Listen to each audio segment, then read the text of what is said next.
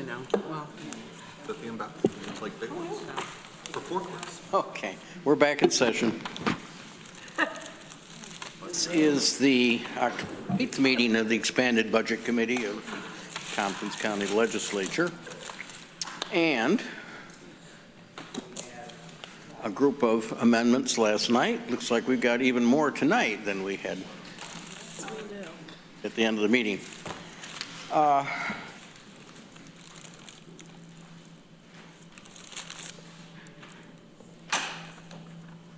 Norma, I think I'll have you speak once we get to that amendment.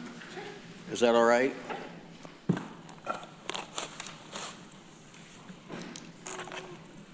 Are we ready to go? Who have we got? We got Travis on the screen. We don't have Travis. I thought he may join us later. And we may have Veronica coming in on the screen.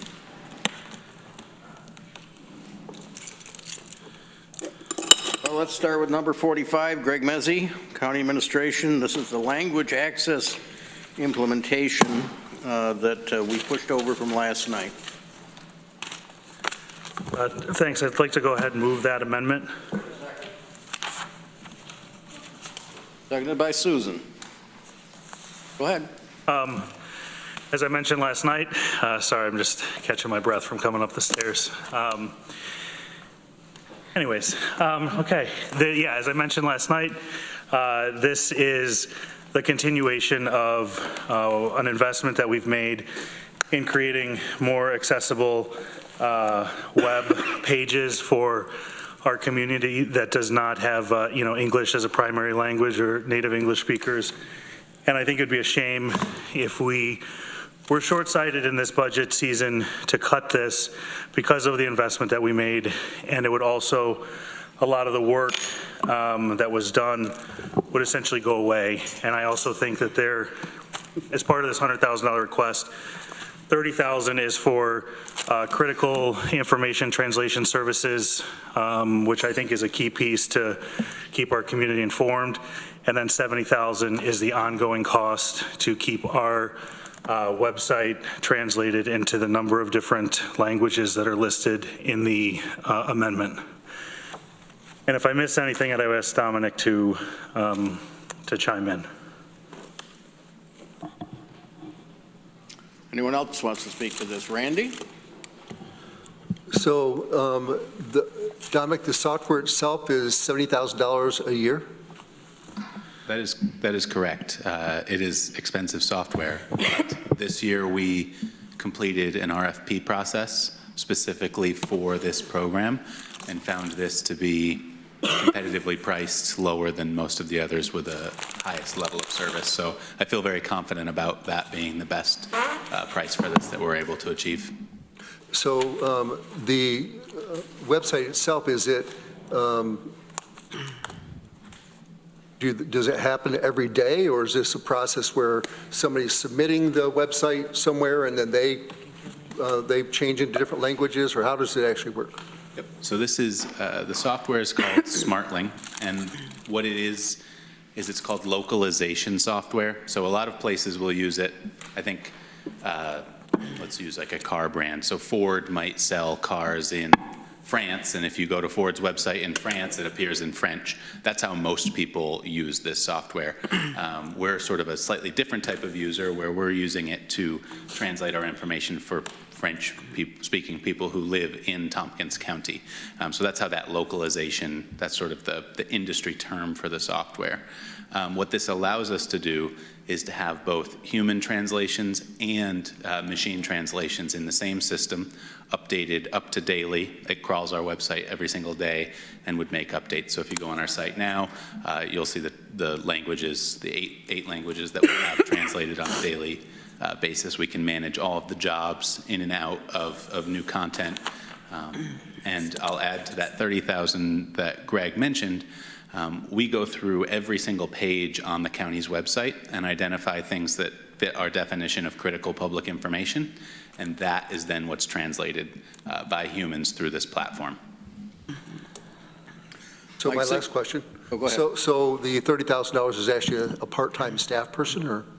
It's not a part-time staff person for us. It's like a third-party vendor through the software platform that does the work. In prior years, when we had much more funding available, we were able to hire local individuals to do that language translation on a small contract basis. But in this case, for sort of the stretching our dollar, using the certified translators through that are affiliated with the software company is what that $30,000 would go to. Thank you. Yeah, of course, thank you. Mike Sigler, then Shauna Black. I guess my question is more from a state point of view is, I can't imagine that the state doesn't do this for its own things. I mean, I would be surprised if each county actually had to do this. Like, why doesn't the state kind of offer this to us as a thing? I mean, it would seem like the state would already have a program that does this. So that's my question. Does it not have a thing? The state does translate a significant portion of its information. Many of the state departments, I believe, actually also use SmartLink. Our information does not always mirror what the state has. There's a significant portion of what we have that the state does not have, and some of the languages don't match up. So we have what's called a four-factor analysis in our language access policy. So locally, our languages that people are accessing are likely different at the level of access than across the state. Some of them certainly cross over. Chinese and Spanish, a lot crosses over, but we have some other populations that are more prevalent here than they are across the whole rest of New York State. But the information is truly very different that we're translating than New York State. Oh, sorry, go ahead. Mike, are you done? I'm done until Shauna goes. Go ahead, Shauna. So a few questions. First observation, there are 10 legislators here, so it would need 6 in order to pass? Is that right? Yes. Okay. Is there 11? 5, 6? No, there are 11 here. Oh, 11, sorry. Still 6. Still 6. And then my other question is, I'm still having a hard time trying to figure out if we're going to be under the tax cap. Because I think one of our OTRs is really important, and whether we like it or not, we're going to have to pay for it. And that is the shelter employees, sheltering staff. And so I guess, is there any way that we can, just so that we can see what the numbers are, add the 178 to target? Sorry to do this, but Do you want to take that next? Is that the thing? No, I just want to kind of get an idea of where we're going to be at with the tax levy if we add that, because I think it's a given that we're probably going to have to pay for this. This one. Mike? Can I make a motion that may solve that? And I'll explain, and if it's cool with you. Are you talking about an amendment to An amendment what's to on this? the floor? Yeah, for Greg's county, this language access implementation. I just would like to move it to one time, and I'll explain why. I think we do need All it. right, let's see if we can get a second. Oh, okay. Second. Seconded by Deborah. All right. My rationale behind it would be, this seems like something that we always wonder, like, how do we ask Cornell for money? Like, and Cornell likes very specific reasons to give money out. And this would seem like a really good thing to ask them, to say, hey, listen, part of the reason we need this program is because you bring in and thankfully, we are a multicultural society, and you bring so many people in from all over the world. This would seem like a perfect thing where we could approach Cornell and say, no, this software benefits Cornell, it benefits us. Is this something you would share in the cost with us? It just seems like this would be a good approach, and I wouldn't mind working on that, but just putting it out there, I don't know if that's something that makes sense to anybody. Comments on the amendment? Susan? I agree with Mike. I mean, I know for a fact that many faculty members and graduate students have spouses who come with them who don't speak the language and often they often go to the public library to try to learn about the community. I think that having this service would be very important for them. I'd be willing to work with you on that. Shauna, on Mike's amendment? Yeah, Dominic, can you tell us how many people use this service? In the OTR language, which I didn't bring my laptop up here, Greg might be able to read some numbers around the page views for the first year of the program that we did. Thank you, Dan. It's in the write-ups, the yeah. packet that we have. So over the course of the first 12 months through June 2024, 78,000 pages were accessed in simplified Chinese, 57,000 in traditional Chinese, 48,000 in French, 47,000 in Karen, which is language used by our local Burmese population, 40,000 in Spanish, 36,000 in Russian, 36,000 in Arabic, and 30,000 in Vietnamese.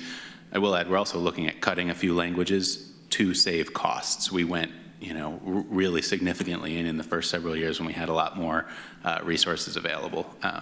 But yeah, that doesn't represent an individual one-to-one user. No. I will say New York State just in August of this year, after I submitted this, I think Greg may have even updated it,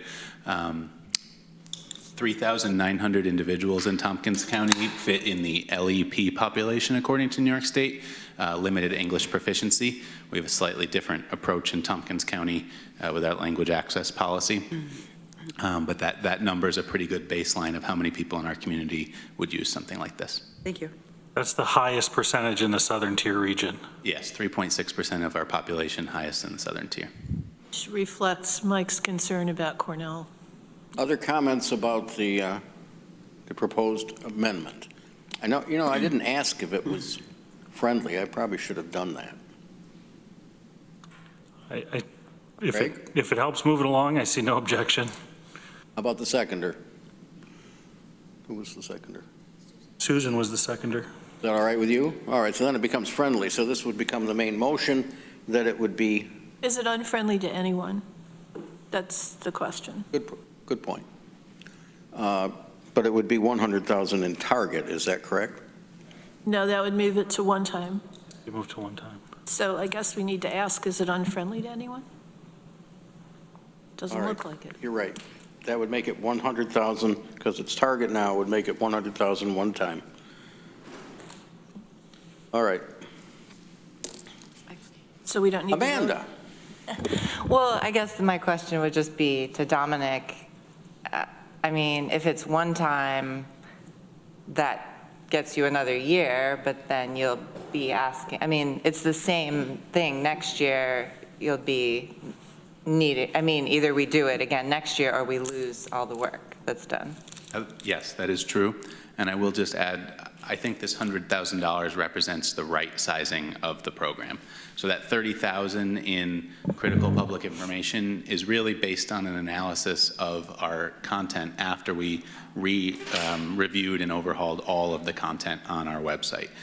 So I feel very confident in that $100,000 number. And yes, the contract runs from June until June. So it would be, if it was one time, it would go until June of 2026. So that gives us a little bit of additional window. But yes, we would be back at this place and we would add more content to it. It's kind of like building. So it would be even harder to get rid of at that stage because we will have translated even more content.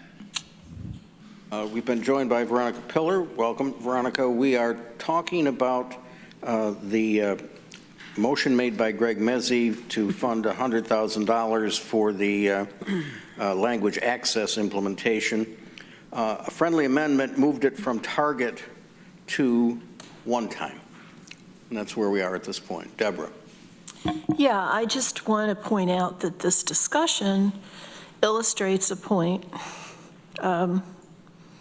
that is kind of a continuing pain point for our budgeting, one of a couple.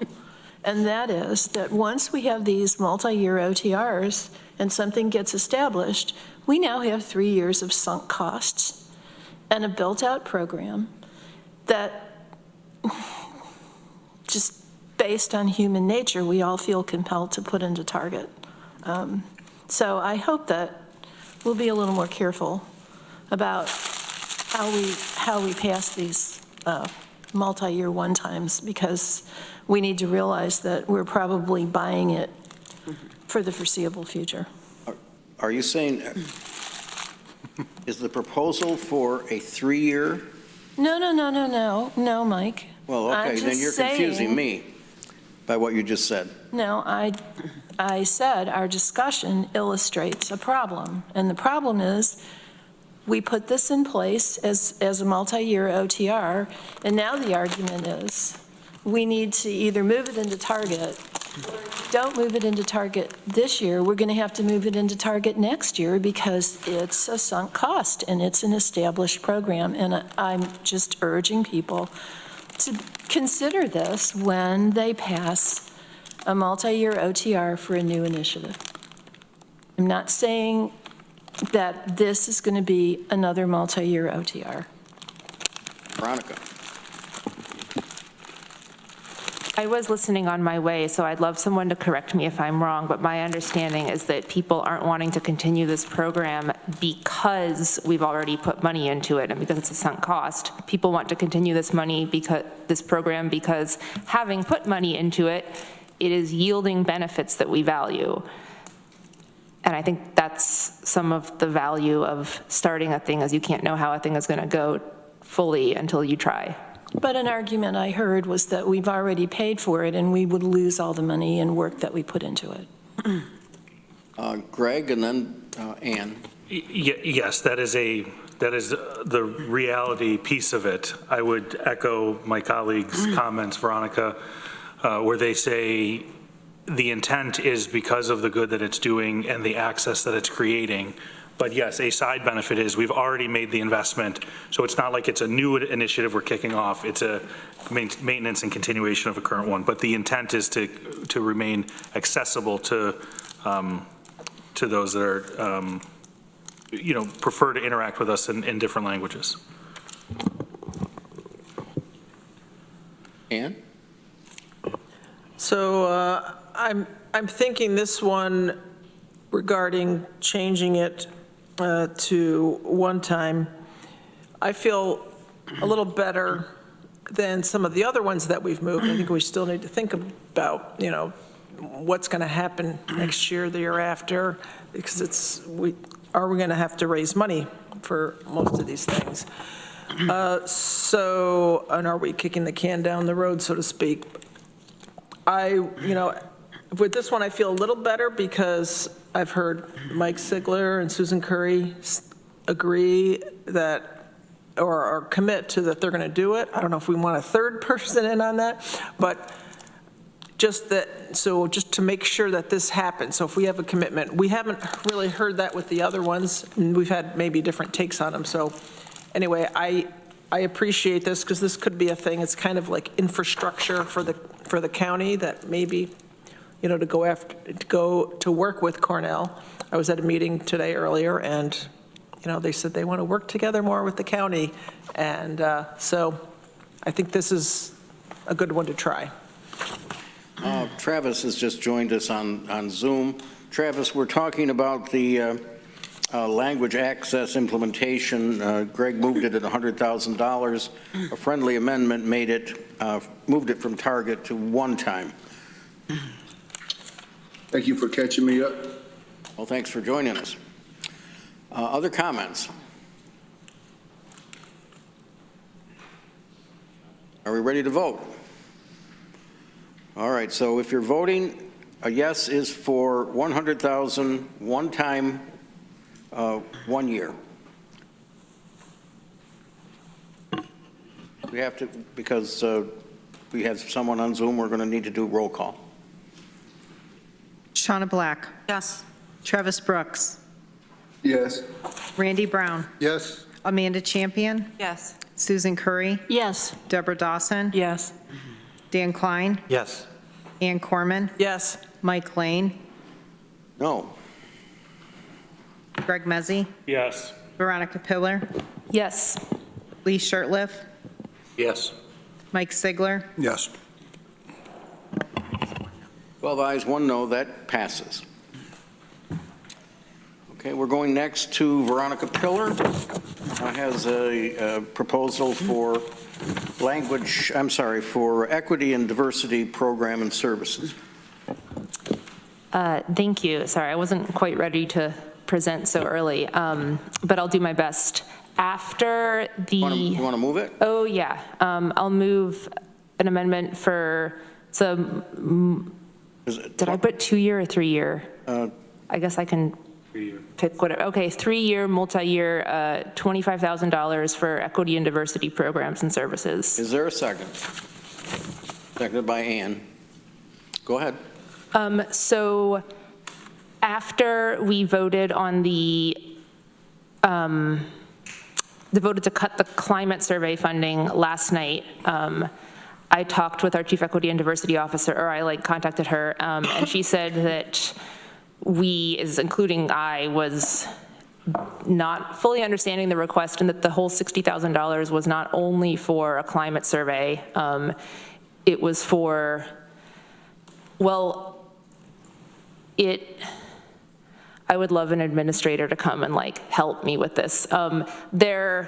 As we saw in the OTR, but I don't think that got discussed, that was split into 45, of that, $15,000 were going to be to pay part of the wages of some interns that who have been working with our CEDO this past year and would ideally continue to work so that we have multiple people working on the complex and wide-reaching equity initiatives here.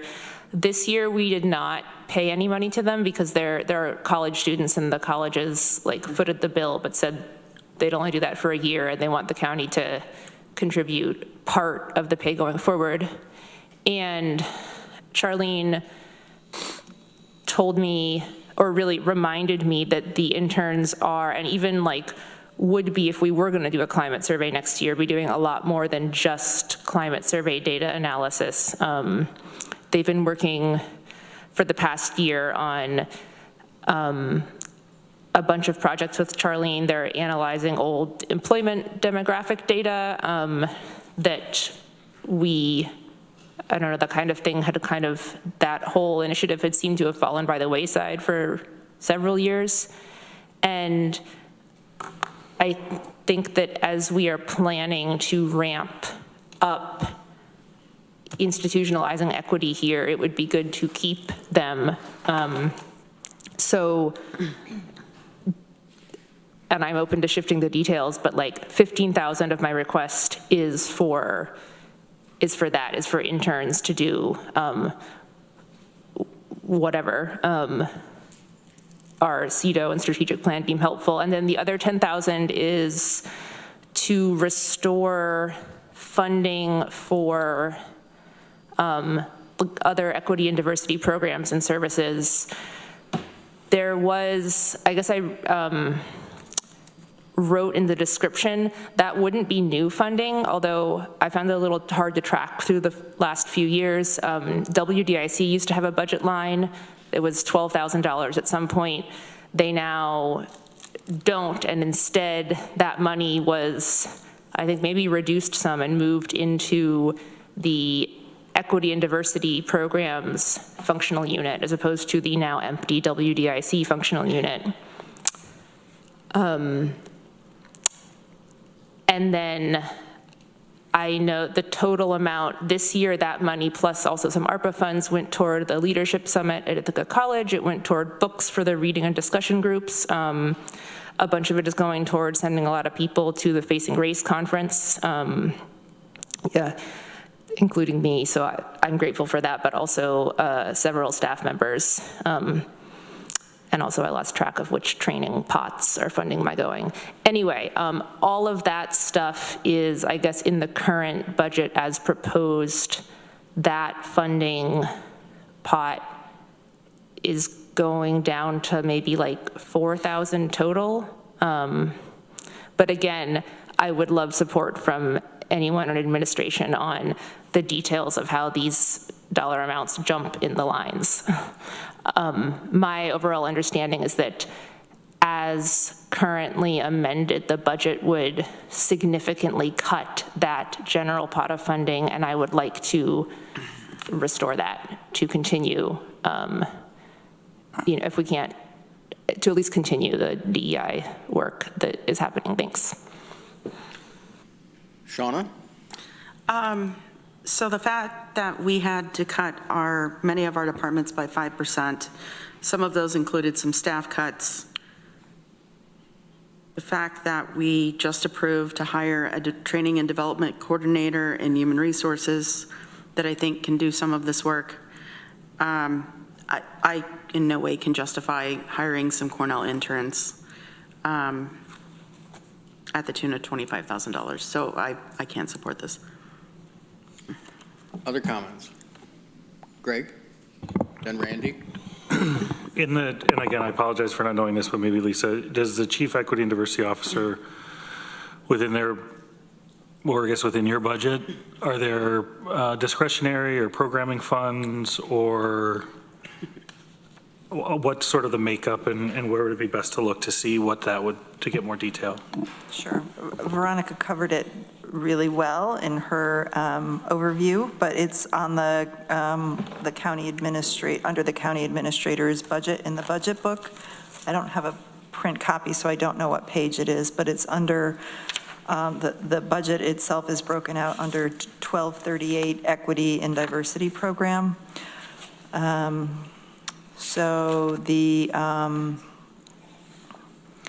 it's under professional services. You can see the request, the $45,000, which was the climate survey, and then under the program expense line, the $15,000 was to cover the local share of for the 3 or 4 interns. Without those amounts, then the professional services line goes down to $3,000 and the program expense to $4,000. And so it's out of this budget that some of the initiatives for the overall organization for DEI work are funded, as well as the training budget that was in the Department of Human Resources, and I think they utilized a fair amount of that to absorb their 5% cut. And those funds go for the full organization. So my only, I hear what Shauna is saying. My only concern is that we have a department head who we've tasked with a pretty heavy lift and pretty serious initiatives with really not much funding at all to do anything other than be a staff person in that department. So I would like to see or hear from my colleagues if there's any appetite to maybe eliminate the intern component of this and look at, the 10,000 for program expense, so that there was some way to support some of those initiatives, which we're tasking this individual with doing across the entire county and all county departments. Are you trying to make an amendment? No, I'm just throwing it out there, just trying to plant the seed, see if it grows. All right, well, the next person in line is Randy, then Ann. Actually, I was following along with Greg's idea, and Lisa answered my question. So. Ann? I think, well, I know these things go hand in hand, so you need the interns to help with keep looking at the data and keep help crunching the data, because, that's part of the work to figure out what we need. And, we're just like our strategic plan, we're trying to do more results-based. And so that's that part of the job, is the interns are doing that. And so the programming goes along with that. And as you're doing the programming, you need to keep collecting that data, and crunching it. So I don't think we can do one without the other. And to have just the interns, to me, doesn't, not that I propose this, to make sense if we're crunching those numbers, but yet we can't do the programs. So I think this coming from 60,000 to 25,000, the reduction in programming is pretty significant. And you just, if you have it on your desk, it's strategic, easy for me to say, strategic initiatives that we have. That's, a huge one. So please think about, again, this is 25,000 out of their 60,000 budgets, which I think is, a pretty significant cut. down to less than half. If I can say something, I would simply say, the last amendment we were talking about, going to Cornell and saying this is something that would be helpful. This one, now if you take the interns out, who might very well come from Cornell programs, that seems wrong to me to, on one hand, say, give us some money for one thing, but we're not going to hire any interns. Veronica. Well, three things. One, again, Lisa, correct me if I'm wrong, but what Charlene told me was that even if we contribute money to the interns' wages, the colleges, I think right now we have interns from multiple colleges, but it could, no guarantees it's the same people. They would pay also part of them. Second, that logic we used with the language access barriers did not lead to let's cut it for a year and wait for Cornell to fund it. We just decided to continue it in the meantime. And third, the language access is a more direct service to our community at large, and in particular, a population that is disproportionately Cornell connected, I think, based on what people said. I haven't looked at data. This work, the internal organizational work, is really, it is for the county organization, which of course our whole organization is to serve all the people, but like, a lot of it is internal equity work. So it's labor that these people are doing for our organization, and I think it's reasonable to think of that as a contribution into us. Sorry. Deborah? The observations I would make is that these interns have been working for us for free.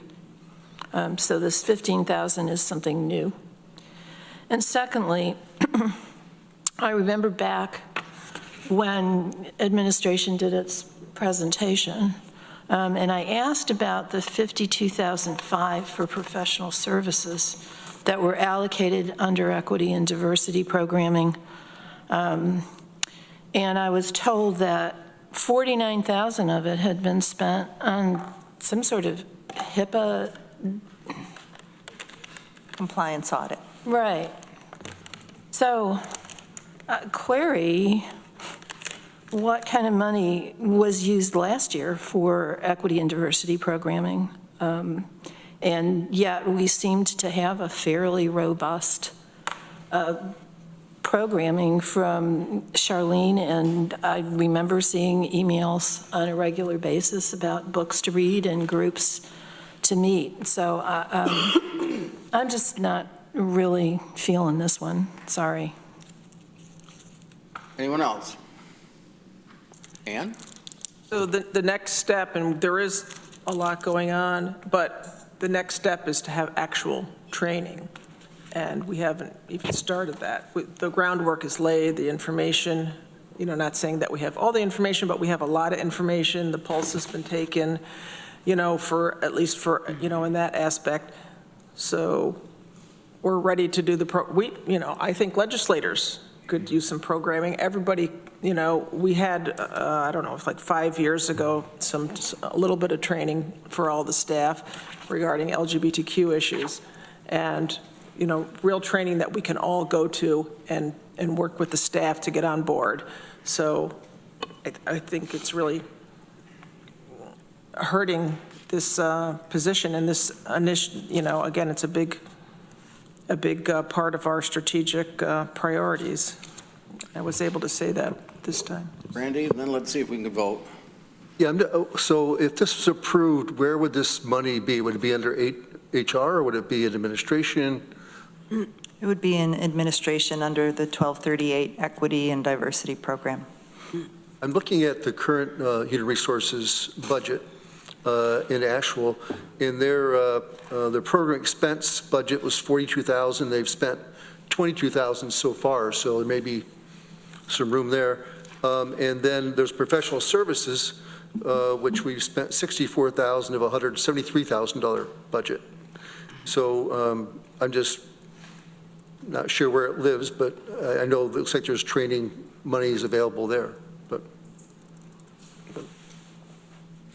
Anyone else? All right, let's vote. We're voting on, I'm sorry, Randy, can you say what you said again? I'm trying to catch up.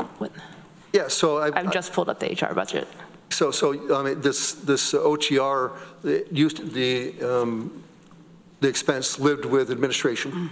And so I was unclear where the training was going. I thought most training was HR related. So I looked at the HR budget this year and under program expense, and the budget's $42,000, and we spent $22,000 so far this year on that. And also there's another line item for professional services, which is a $173,000 budget. We spent $64,000. So I'm just wondering if there's not, but in the budget for 2025, we did cut those expenses. However, actually for the program expense, it's remaining the same as it was in 2024. But there was a big cut of a big cut of $93,000 from the budget in 2024 to $80,000. okay, can we proceed to a vote? Remember, we're voting on $25,000, one time, 3 years. Shauna Black. No. Travis Brooks. Yes. Randy Brown. Yes. Amanda Champion. No. Susan Curry. Yes. Deborah Dawson. No. Rich John. Okay. Which one is it? Rich, we're voting on, we've just joined by Rich. Most brand new one. On the Equity and Diversity Program, $25,000 has been proposed, one time, 3 years. Come back to Rich. I'll vote at the end. Dan Klein. No. Ian Corman. Yes. Mike Lane. Yes. Greg Mezzi. Yes. Veronica Pillar. Yes. Lee Shirtliff. No. Mike Sigler. No. Rich John. No.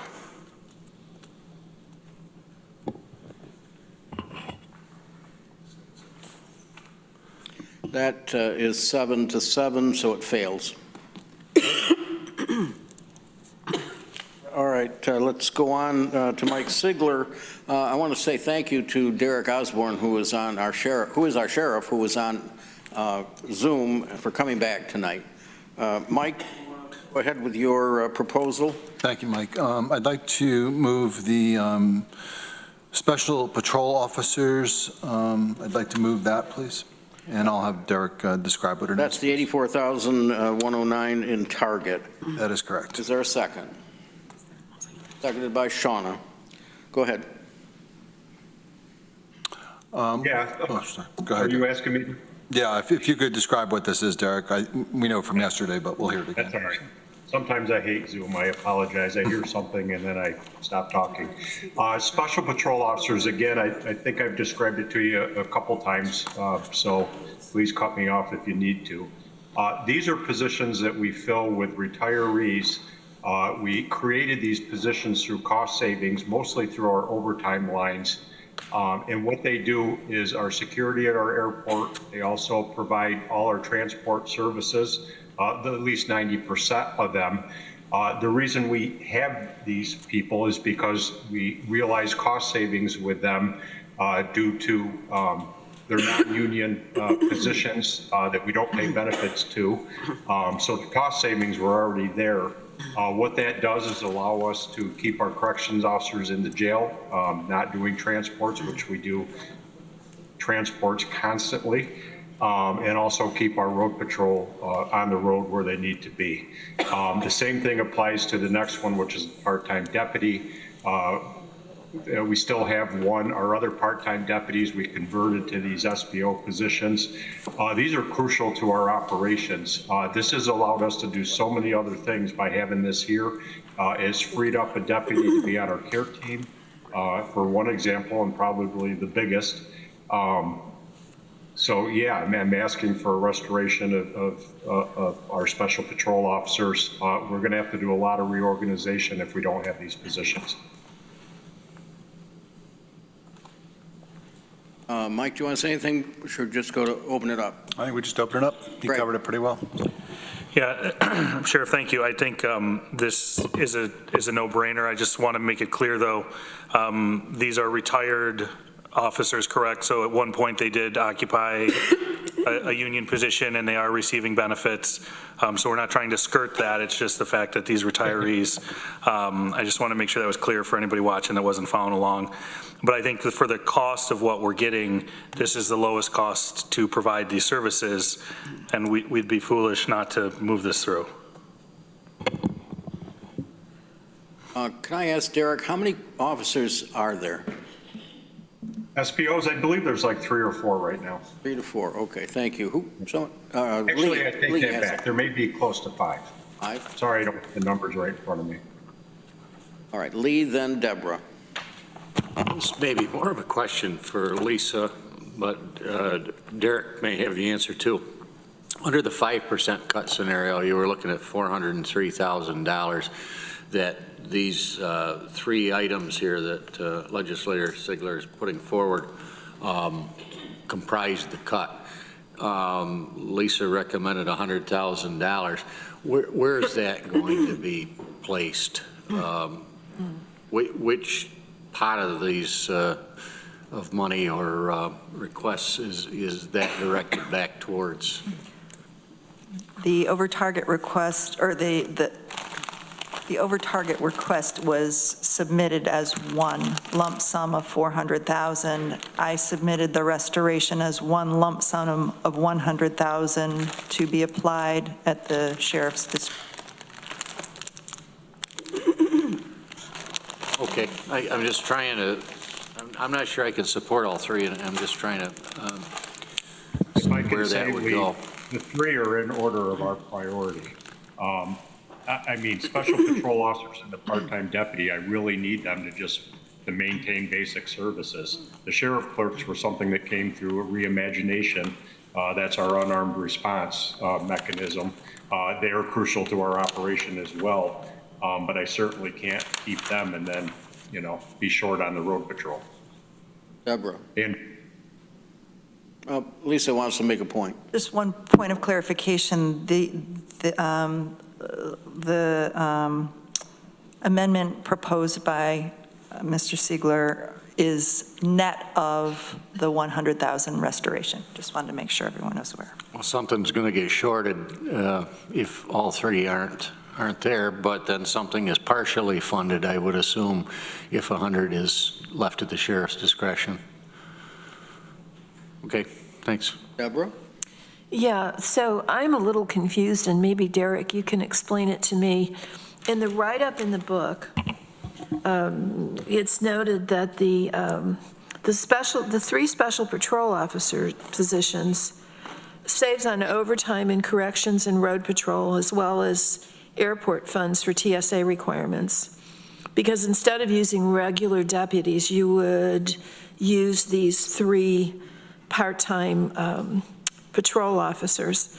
But then you also have a request that's embodied in Mr. Sigler's next over-target or legislative amendment for a part-time deputy sheriff position that would also be utilized to cover the airport shifts at a lower rate and save on overtime for airport coverage. So I guess I'm trying to distinguish between what these special patrol officers' purpose is and why they would be in target, while this part-time deputy is something separate and apart that's in one time.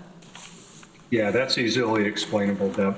We used to have more part-time deputies. We eliminated those as well to get the SPO positions. We converted positions from part-time deputies to SPOs. We still have 1 part-time deputy because that spot was occupied, so we weren't able to convert that while somebody was in that, if that makes sense.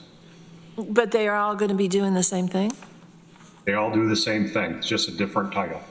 My plan is when that person in the part-time deputy spot leaves for whatever reason, then we would convert that position to an SPO position.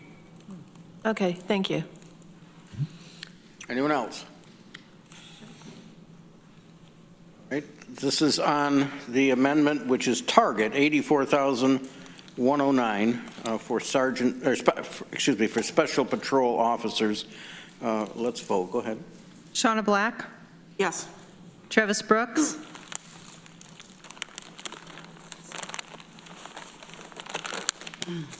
Travis, can you hear us? Trying to get He's his trying. mute. I'll There we come go. back. Sorry about that. Yes. Randy Brown, Yes. Amanda Champion, Yes. Susan Curry, Yes. Deborah Dawson, Yes. Rich John, Yes. Klein, Yes. Ann Corman, Yes. Mike Lane, Yes. Greg Mezzi, Yes. Veronica Pillar, Yes. Lee Shirtliff, Yes. Mike Sigler, Yes. That's unanimous. That carries. On, Mike, the next one is the part-time deputy sheriff. Part-time deputy sheriff for $44,009. Is there a second? Seconded by Rich. Take it away, Sheriff Osmond. Further, Yeah, I can't add anything more to that, Mike. That's exactly the same reasoning as our SPO, like I just explained to Deb Dawson. It's just a different title for the same thing. shall we vote? Go ahead. Shauna Black, Yes. Travis Brooks, No. Randy Brown, Yes. Amanda Champion, Yes. Susan Curry, Yes. Deborah Dawson, Yes. Rich John, Yes. Dan Klein, Yes. Ann Corman, Yes. Mike Lane, Yes. Yes. Pillar, Yes. Lee Shirtliff, Yes. Mike Sigler, Yes. 13 ayes, 1 no, that carries. Mike, the next one? Yep, this last one is for sheriff's clerks for $175,006. And I expect this one not to garner as much support, but I want to see where it goes. So Seconded by Shauna. this was part of the, I believe, reimagining campaign that was going on, and I'll let Derek kind of talk about it. Yeah, sure, Mike. These are our 2 sheriff clerks that came through our reimagination process. These are our 2 individuals that we have in place that answer police calls typically or historically handled by law enforcement. They handle a lot of walk-in complaints and they handle a lot of complaints over the phone and work hand in hand with our road patrol deputies. We've had one position filled for quite some time, right from the beginning. The second opening or position for sheriff clerk we just filled in the last several months. So both are currently filled. Shauna. So as mentioned, this was something that was added with Reimagine Public Safety, and I will say that I actually had the pleasure of experiencing how this works in our county. My wife's ID was stolen. Someone rented an apartment, trashed it in Houston, Texas. We found out because the credit people came after my wife for $12,000, and so the process that we were told to do was to call the sheriff's department. The sheriff's clerk completely helped us through the process. They had to contact Harris County and take a whole report. They contacted the credit bureau. And, you know, to say the least, it was really helpful to speak with someone who is at a desk, available Monday through Friday, 8 to 5 or 9 to 5, whatever the hours were, to be able to email information, because typically if you're dealing with a deputy, they're on the road, they're not in the office, they'll get back to you whenever they have time. And, you know, I will say that the person that helped us was very knowledgeable, a very good communicator, and I can see where this program really helps people in our community deal with identity theft and some of the other tasks that we've asked them to do. Other comments? Randy? Yeah, Derek, I'm looking at your, the FTE equivalents, and it doesn't show that there's an existing position in the sheriff's clerk. Why is that? I'm not sure why that is. We have 2 sheriff clerk positions. They're both filled. I can speak to it. I think we've tried to standardize across all of the departments that any FTE that has been funded with one-time funds show up in the over target request column, but not as ongoing FTEs. Thanks, Lisa. Thank you. Travis? Yeah, Derek, when we applied for the grant for lead, was one of these positions going to be covered if we got it, or is it a third person? I believe we talked about utilizing one of these positions to help with lead, definitely. They definitely have the capacity to take that on, and that's the first place I would look for any administrative work for the lead program. Okay, thank you. Mike Sigler? My question actually is just the 175. That seems like a lot for 2 clerks in the sheriff's office. I'm not saying it's too much. That doesn't seem to kind of parse out why is it. That seems like a lot of money. Sorry. The reason we use the sheriff clerk positions, they already existed in our union contract, and they already existed on the books with the county as well. Okay. They are on par with our civil and permit clerks in the civil office. They're the same labor grade. That was the only option available to us at the time. Okay. Deborah? So, so far, your initial ask was for $403,124, and that was supposed to cover the 3 special patrol officers, the 1 part-time deputy, and 2 sheriff clerks positions. Given the 2 legislative amendments we have already passed, and the $100,000 that Lisa gave you in her budget, you've now received $328,118. If we give you this 175, you're going to be considerably over the 403,124 that you initially asked for. So my question for you is, what do you actually need to keep these 2 clerks? I would have to have county admin help me with that one as far as money. I guess I'm not sure why there's a discrepancy there. Well, there's about should be about a $75,000 discrepancy. I don't know.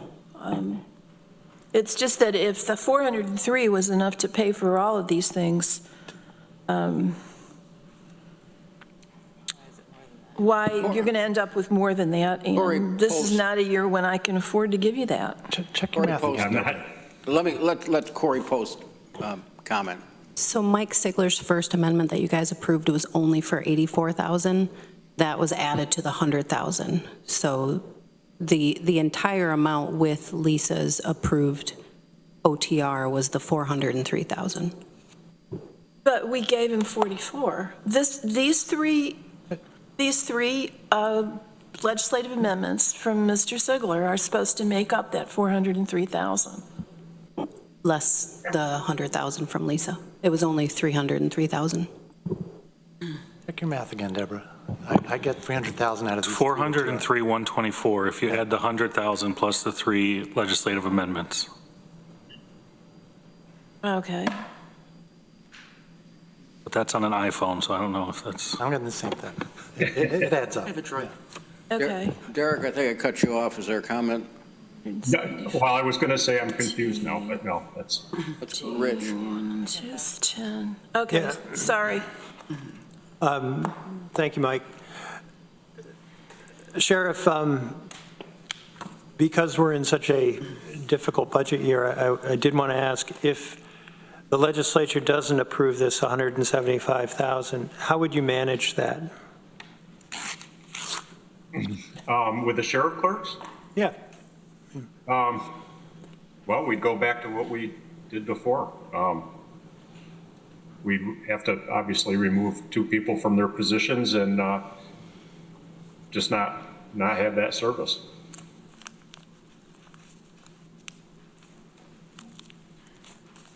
Others?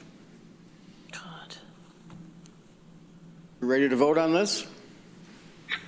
All right, call the roll. Shauna Black. Yes. Travis Brooks. Yes. Randy Brown. Yes. Amanda Champion. Yes. Susan Curry, Yes. Deborah Dawson, Yes. Rich John, Yes. Dan Klein, Yes. Ann Corman, Yes.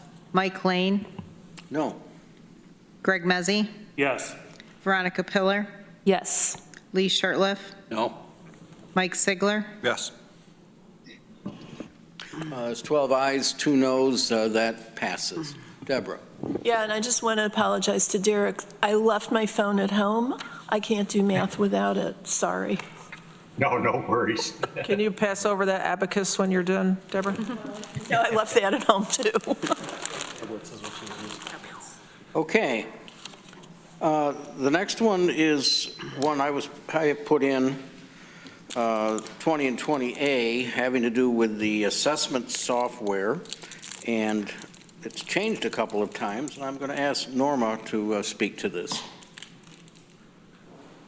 Want to move it? You want to put it on the floor? Sure.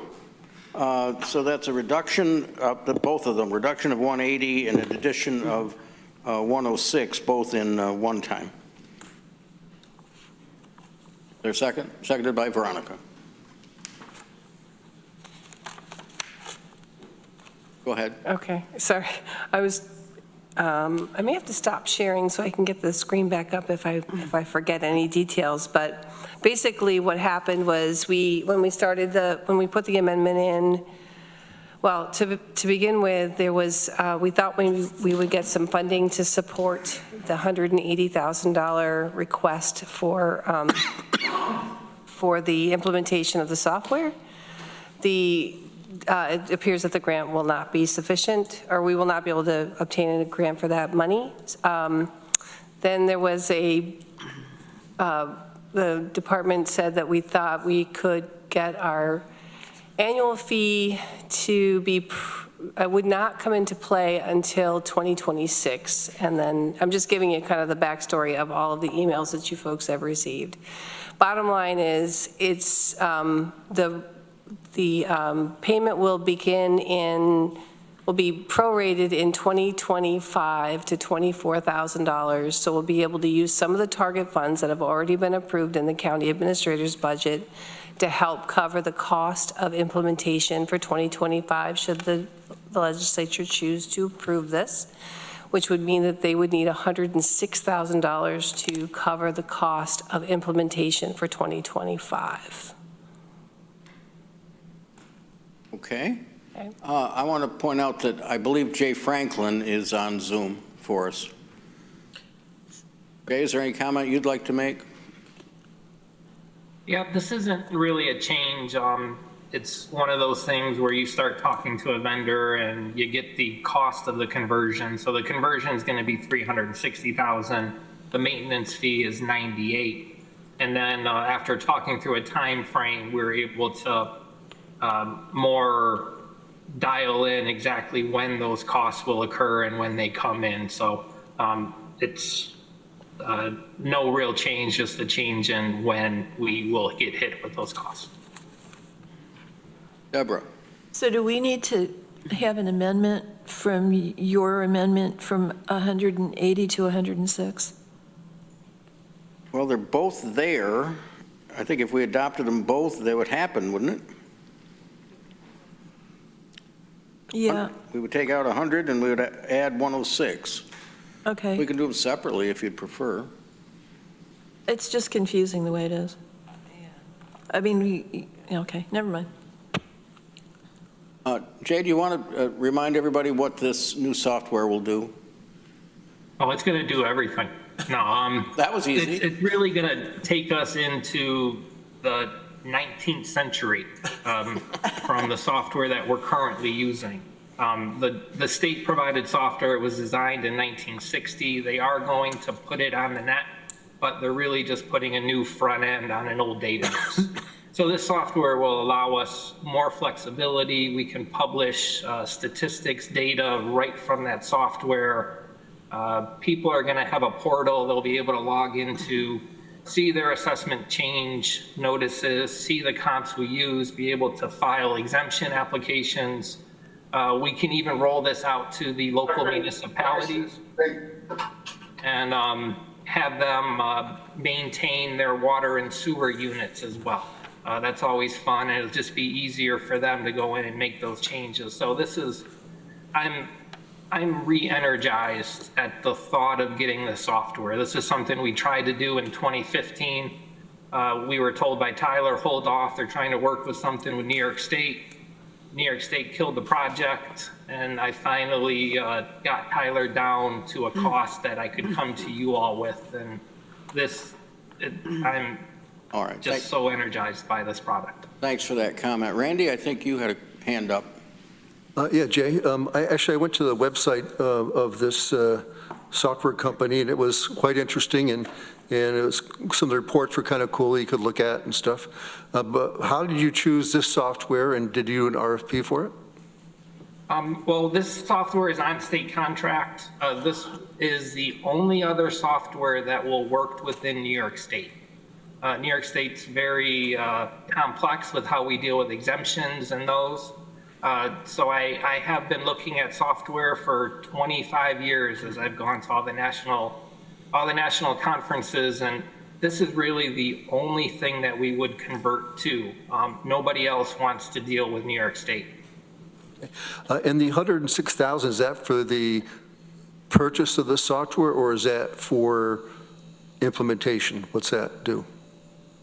That's for the that's part of the conversion cost. So all told, this will be a $360,000 conversion cost. It's going to take our data from the old state software, bring it into the new software, and it also is going to allow us to create all of the workflows and work processes so that when we process a sale, we know that it needs to go to our mapper and for him to review it.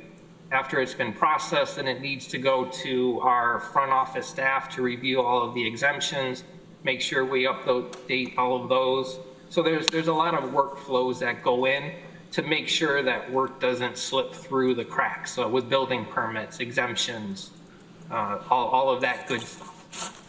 Yeah, so the dashboards would pop up on who's ever working at a particular town or whatever, and they would see, oh, something happened, you gotta deal with that. Yeah, here's 6 building permits and 4 sales that I need to review, and they'll be able to review that, and nothing will slip through the cracks right now. Okay.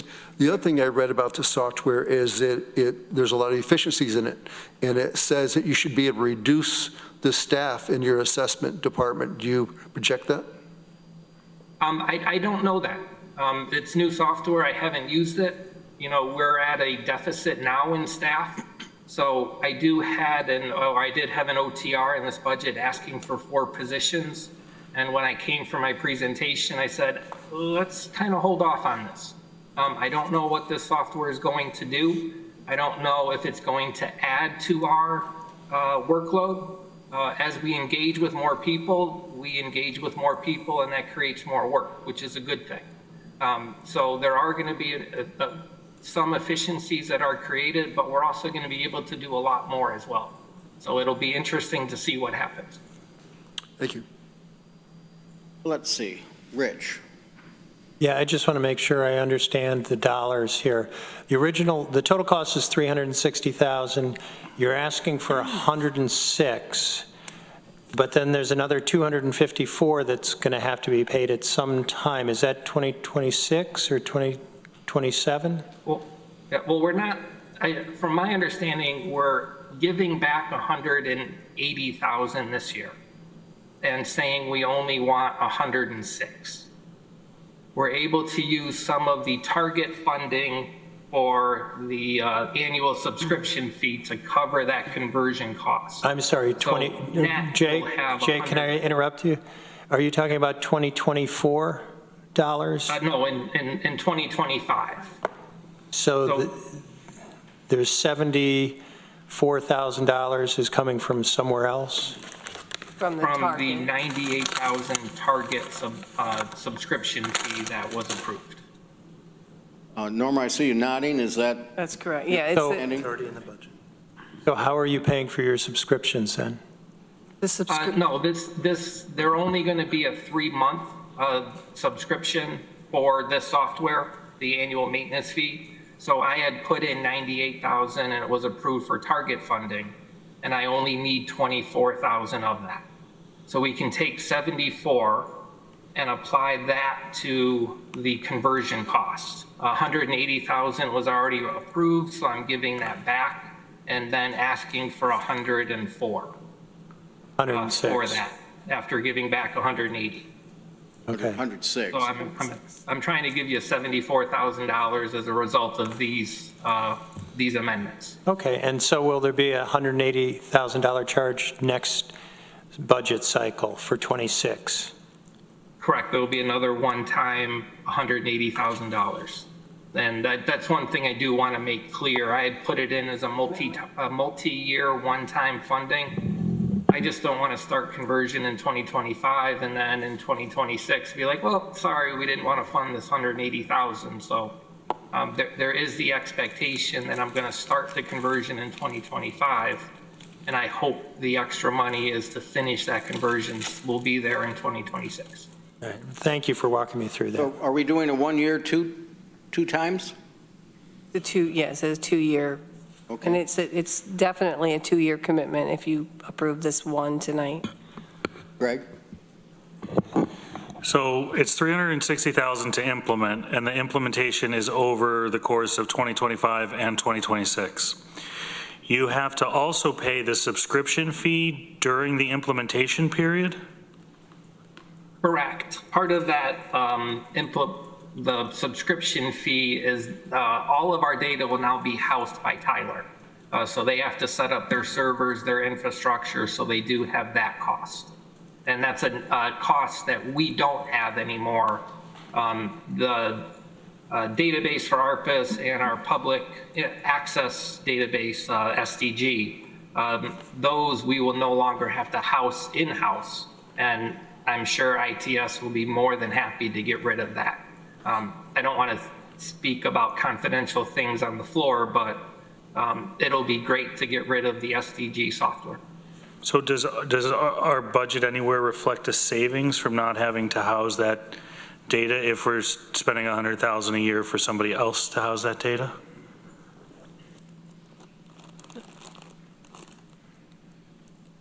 Anyone know the answer to that one? The 100,000 isn't just to house that data, it's also to pay for the maintenance of it and all of the updates. So there is, I don't know the breakdown of the 98,000 as to what server and subscription fees are. So sorry, I don't know that answer. No, it's okay. I guess my challenge is that during the implementation period, to also pay for the subscription, it seems like until it's implemented, then the subscription fee should start, not pay for the subscription while you're implementing it, because you're not actually able to fully utilize the system hypothetically during implementation. So why are we paying for subscription during implementation? Well, really, in January of 2020, or in October of 2025, we will get a live version of our database. And we're going to need to make sure that it works, that all of our work processes, just in how we do things, change. You know, it's a major change. You know, I said this is like taking a Model T and starting to drive a fully loaded Tesla now. It's going to be fun. In 2026, then we're going to have to dual process. So we need to make all of the changes in our current state database, make sure all of the taxable values stay correct as we apply exemptions. So we'll be using both our state database and this new database as we work through that. And then hopefully in July 1 of 2027, we're fully converted over and the state database can die the death it should have died 15 years ago. Great, and you'll be able to maintain the annual equity reassessment maintenance program. I just butchered that, I apologize. Yeah. I highly doubt that. Based upon the work that it's going to take to convert, the training it's going to take the staff, you know, we're finally going to have a digital sketch program. So I can see probably a 3-year pause on that as we regroup and we have this new database and we can give the public what they want. So should we expect that if we pass this, that it'll be the expectation that there's a 3-year pause on assessments? Is Did I hear you correctly? There will be a 3-year pause on the annual equity maintenance program. We still collect new construction, we still do all of that work, but any mass changes, I'm not anticipating making any mass changes for 2025. I could increase everybody 3%, but I think that's going to cost more angst than the benefit that it provides, especially if we're looking at this conversion for 26 and 27. All right, thank you. But you'll see that at December at the GO meeting when I come and let you know what's going on. Randy? Yeah, Jay, I noticed on the website the various counties in New York State that have moved to this software. Have you been in touch with them, or are you planning on meeting with them to see how their conversions went? Yeah, we were a pilot project when the state contracted with Tyler. So I've been intimately aware with them. I've been with the town of Greenberg as well.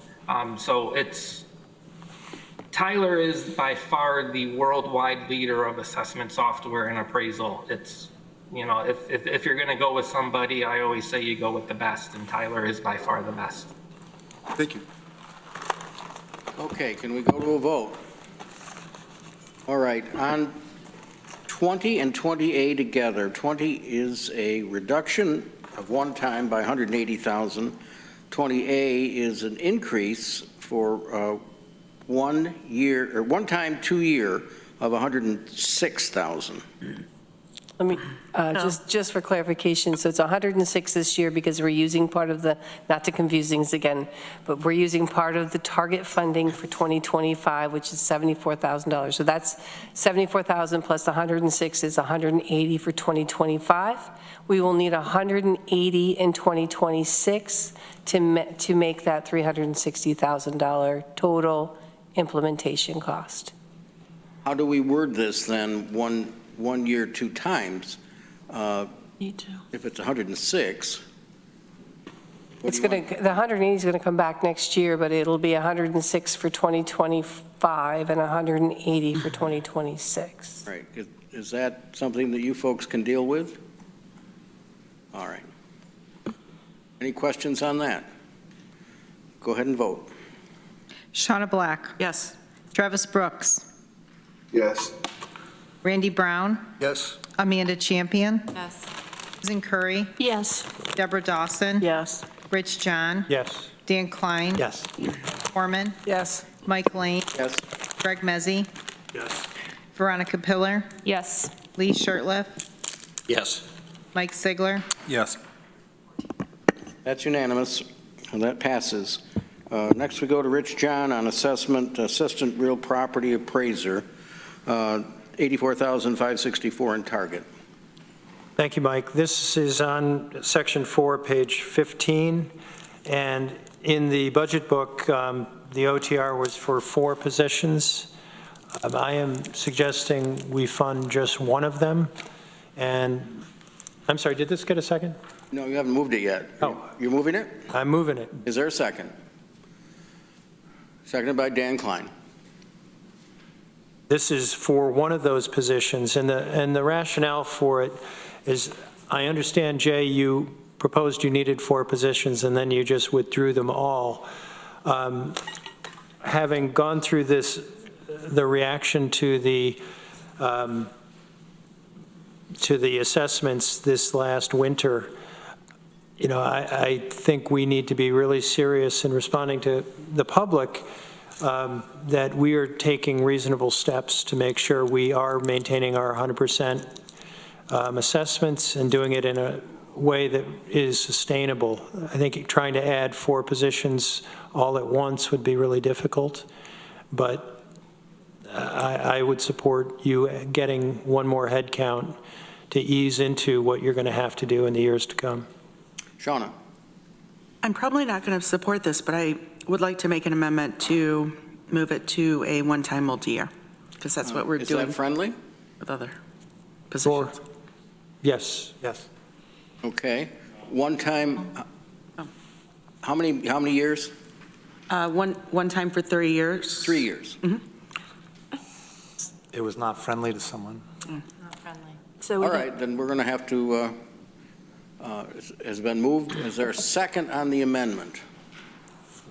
Seconded by Susan. All right, we will talk about the amendment to change it to one time, 3 years. Since it's your movement, you can speak first, Shauna. Yeah, my thought on doing that was that that's what we've typically done for positions that we're adding to our budget. So, and I also don't want it to hit target this year. Who else? Deborah, then Greg? I don't know if this addresses Shauna's amendment or just the whole idea of this. Maybe I'm missing something here, but what I'm hearing Jay say is that, especially since he's going to be rolling out this new database and they're going to be going through that transition, he doesn't want or need to add a position until he sees how this works. And if he doesn't need that position, I'm not sure why we would add it either to target or over 3 years. So, I guess, Jay, I'm putting you on the spot, but do you want this now? This would be the one position that I will take based upon the work that it's doing. This last year, I did move one of my appraisers over to the functions that I would have this job do. Interact with the code offices.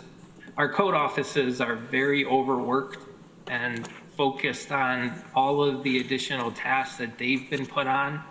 Unfortunately, we didn't look at a centralized code office when we did a study this past year, but it was very beneficial to have one person to develop those relationships with our more, I want to say, transient code officers, but the part-time ones where it's just very difficult to get in touch with them. We also had that person verify our sales. Everything we do is really driven by our data, and especially our data about our sales. So it was nice to have one person being able to focus, contact people who bought property, verify inventory, and really try to get into the minds of what buyers were doing in this crazy market. So yeah, no, the other three, I'm good. I don't need them yet. We'll see about the clerical work, but this assistant RPA is definitely a position that we can, that I can support for this year. And also, as I look forward into the future, it's at least a 2-year period to train a assistant real property appraiser if you bring them in off the street. So by the time this person's trained, really ready to go, we'll be up and running with our new software and looking at retirements into the future. This would slide right in, and the 3-year function of it, I think is a good time frame to see if we can, or what's going to happen with our new software. We take that as a yes then. Thank you. Greg.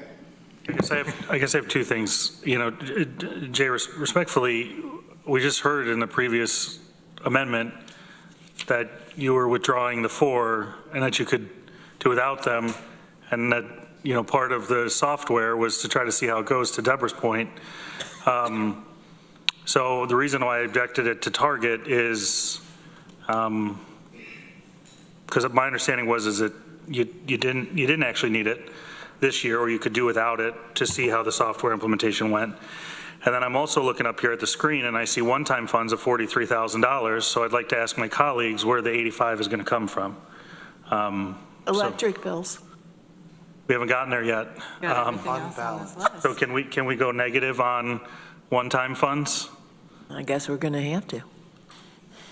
Okay, I didn't know we're printing money downstairs. But No, it's next door. Got it. Yeah, so again, I don't support this. I think we should let and see the efficiencies created by the software. I think anytime we add staff, we're playing with somebody's livelihood if it's on a temporary or semi-permanent basis, if we don't really know if it's going to last. I don't necessarily think it's the way to add positions, but I won't support this. All right. So any other comments on Shauna's amendment to make it a one-time 3-year? All right, then let's vote on the amendment. Shauna Black, Yes. Travis Brooks, No. Randy No. Brown, No. Amanda Champion, No. Susan Curry, No. Deborah Dawson, Yes. Rich John, Yes. Dan Klein, Yes. Ann Corman, No. Mike Lane, Yes? Greg Mezzi, No. Veronica Pillar, No. Lee Shirtliff, No. Mike Sigler, No.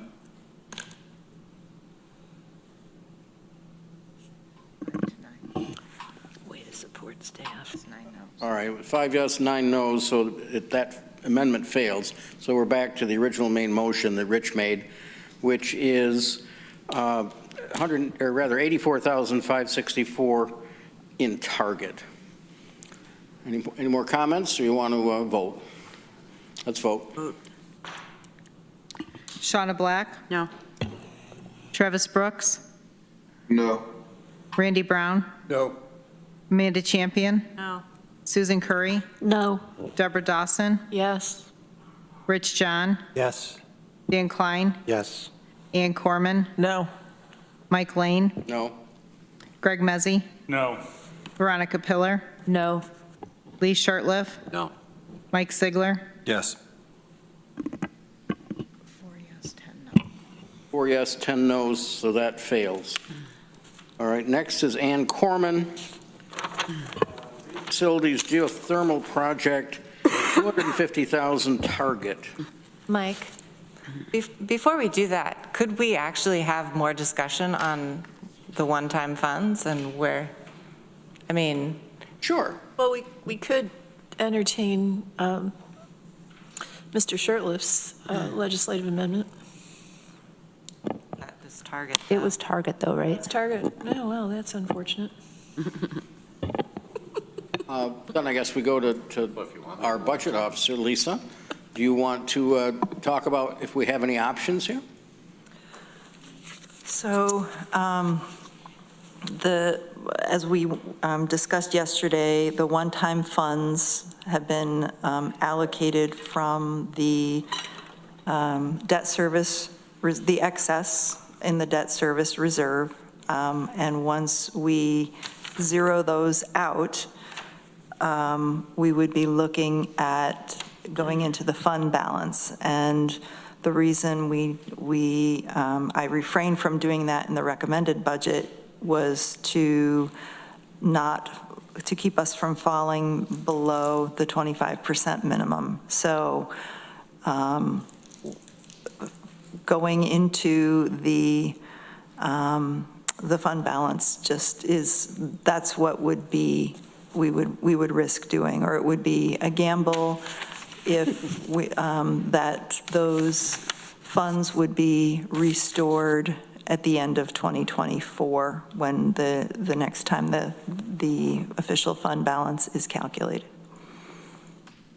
Amanda, anything you want to say about that, or? Well, I appreciate that sort of clarification. So I guess some people are more okay with taking fund balance and others aren't. I don't know if that's a discussion further people want to have now, or just go into the negative and just go for it. I don't know.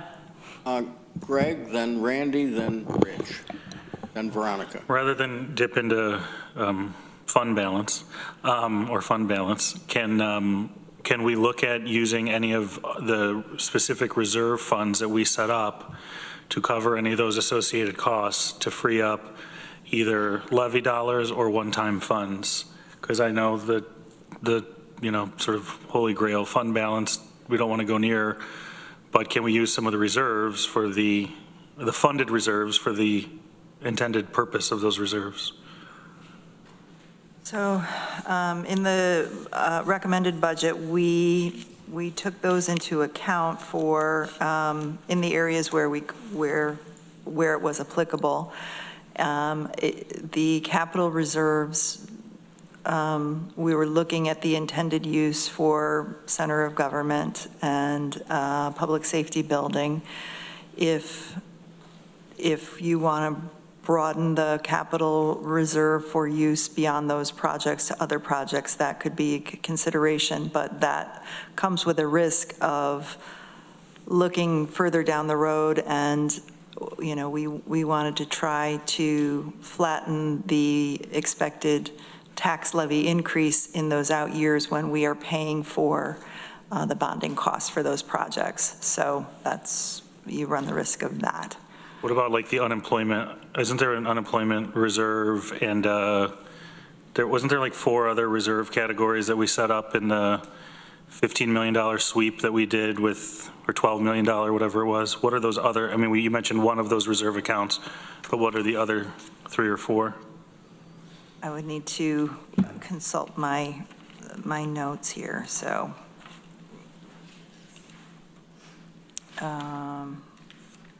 Sorry, I don't have those amounts. Okay, great. Yeah, self-insurance, workers' comp reserve, and unemployment reserve. So we would be talking about utilizing funds from those reserves instead of paying for them out of the levy. Correct. I mean, what's the point of them? Sure, go ahead. Okay, so there's 11 million in the capital reserve, which Lisa had mentioned was for the 2 building projects in the future. The self-insurance reserve was funded at $1,187,374. The $1 million was to replenish this reserve from that previous lawsuit. So that's bringing us back up to having that set aside, and the remaining 187 is for things that happen throughout the year. Workers' compensation reserve you would have to use to pay workers' compensation. That's $293,000, and the unemployment reserve is $154,000. And again, you'd have to use that for unemployment payments. And do we know how much of those payments are in the budget? Would those be sufficient to cover those payments? Or would that, I mean, at least create a dent, right? I didn't come prepared to this meeting to speak to using these reserves. I think we would need to go back and take a look at what's budgeted and what's feasible. Maury.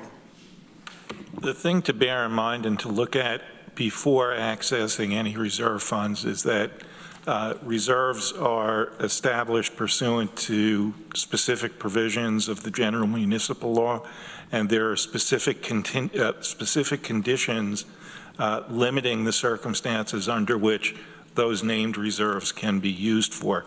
So, for example, I'm looking at the insurance reserve fund, and that is to, the use of it is limited to losses that can be covered by insurance. It can't be used to just sort of plug another hole someplace. So each reserve has to be carefully looked at in that respect to determine what it can be used for. But we could use the workers' compensation reserve to pay workers' compensation insurance charges. Presumably, that you would think from the name of it that that's the case, but yeah, I mean, I would hope, yeah. I mean, that's what we were led to believe when we voted on it. Yeah. All right, next I have Randy, then Rich, then Veronica.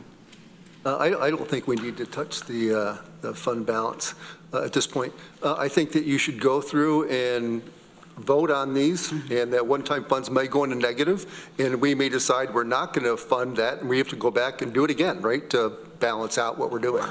Right? So and I know my power of persuasion isn't what it needs to be. But I did do analysis of all our income accounts. And it appears of all the income accounts that we're going to, just in income alone, we're going to be over $2 million more in income than we planned. So you could use that funding. I mean, there's extra money here, so we don't have to like stress out on this. So, I mean, it's there. It's obvious. You can simple math. So. Rich? Yeah, it's hard seeing that $43,000 number and saying, well, we don't want it to go negative, but we're going to be considering proposals that increase that number as well as decrease it. And I look at that and I say, that's working off a end of 2023 number that we know we've moved away from. It in some sense, it does not have real meaning in my mind. I don't think we have to go to trying to move around reserve funds, but I don't think we should be reticent about voting on proposals that would drive that into a negative number, because I think we may end up doing other things that'll bring it back positive. But in any event, I'd propose that we continue as we have, let it go negative if it's going to go negative, and then we can reconsider issues if we want to drive it back up at the end of the process. But we got to get to the end first, I think, and see where we're at. Veronica? I guess I basically agree with Rich and Randy, like, let's keep going. And I would like to hear more about Randy's predicted income that's higher, because that sounds great and also completely plausible. I see this. I was going to say, I'm noticing that the way the screen is set up, the one-time funds look almost out, though again, things can change either way, but the tax levy change is lower than we thought it was going to be at the beginning. And it's still up, but I have been comparing both the current tax levy and the current payment on a median price single-family home and how it's risen since the 2017 fiscal year compared to how inflation has risen. And it's different. Our tax levy and even the tax on a median price single-family home, even accounting for the increase in price, is not keeping up with inflation. And I don't think we should just raise everyone's taxes just for the sake of keeping up for inflation for funsies. But I do think we should not be shy about raising the taxes in that direction to fund important services. And I would say that all the things that we're considering, even ones I voted against, are probably important. So, which is to say we've been doing a lot of, well, let's save the tax levy by moving a thing from target to one time. And so one thing we could potentially also do is revisit some of those decisions for stuff that we are putting in one time to save the tax levy, and not so much because we don't think it's going to continue long term. Deborah? So when I look at what's left on our list, there's less than $300,000 of things that are proposed for one time. So maybe we would end up $250,000 into fund balance in order, if we passed all of these things. I do note that there are some fairly large proposals that are in target.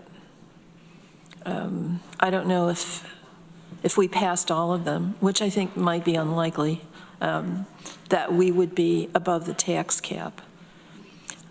I'm less opposed to dipping a little bit into fund balance to meet needs than I am with this idea that we're going to inevitably have to deal with, because it rears its head every year, which is, oh, well, let's buy down the tax levy by using more money from fund balance. But I'll get to that, I guess, when we get there. Okay, what I'm hearing is that we want to proceed through tonight and see where we are. Okay? Let's go back to Ann Corman. Thank you, Mike. So I'd like to move amendment number 42 from the it's listed under capital program, the green facilities, Dewar geothermal project. Is there a second? Seconded by Sean. Just a second. And the $250,000 from contingent fund. Say again? The $250,000 for this year from contingent fund. So you're not moving target. Right. You're moving to take 2,000 250,000 from 2024 contingent? No, 2025. 2025, because it's contingent, the OTR is contingent on us getting a grant, so it's not, in talking. You want to move it into contingent? Right, because Okay, it's now I understand. contingent on getting a grant, so I can explain a little more later. Not adding to contingent, you're earmarking contingent? It's, right. Okay, gotcha. Well, usually what we do is we add that additional amount into the contingent because we have a base amount that we have in our proposed budget for contingent for next year for everything else that might come up. So before I propose it, I'm open to suggestion on how to do this, because it's contingent on us getting a grant. So does anybody from administration or budgeting or have a suggestion? Go ahead, Lisa. So I think the logic in this is if we get the grant and there is a portion of it that needs to be a local share or that needs to be bonded, there's a likelihood that that may not hit us in 2025, or if it is, we could do a one-time payment there, either out of contingent fund or one of the capital reserves. But then there again, the capital reserves right now thus far have not been, have been earmarked for other projects, but those are a couple of options. But how much is earmarked for which project? I mean, because it's $250,000, it's not huge. Yes. So 900,000, or sorry, not 9 million rather for center of government, and I think 2 million for the public safety building.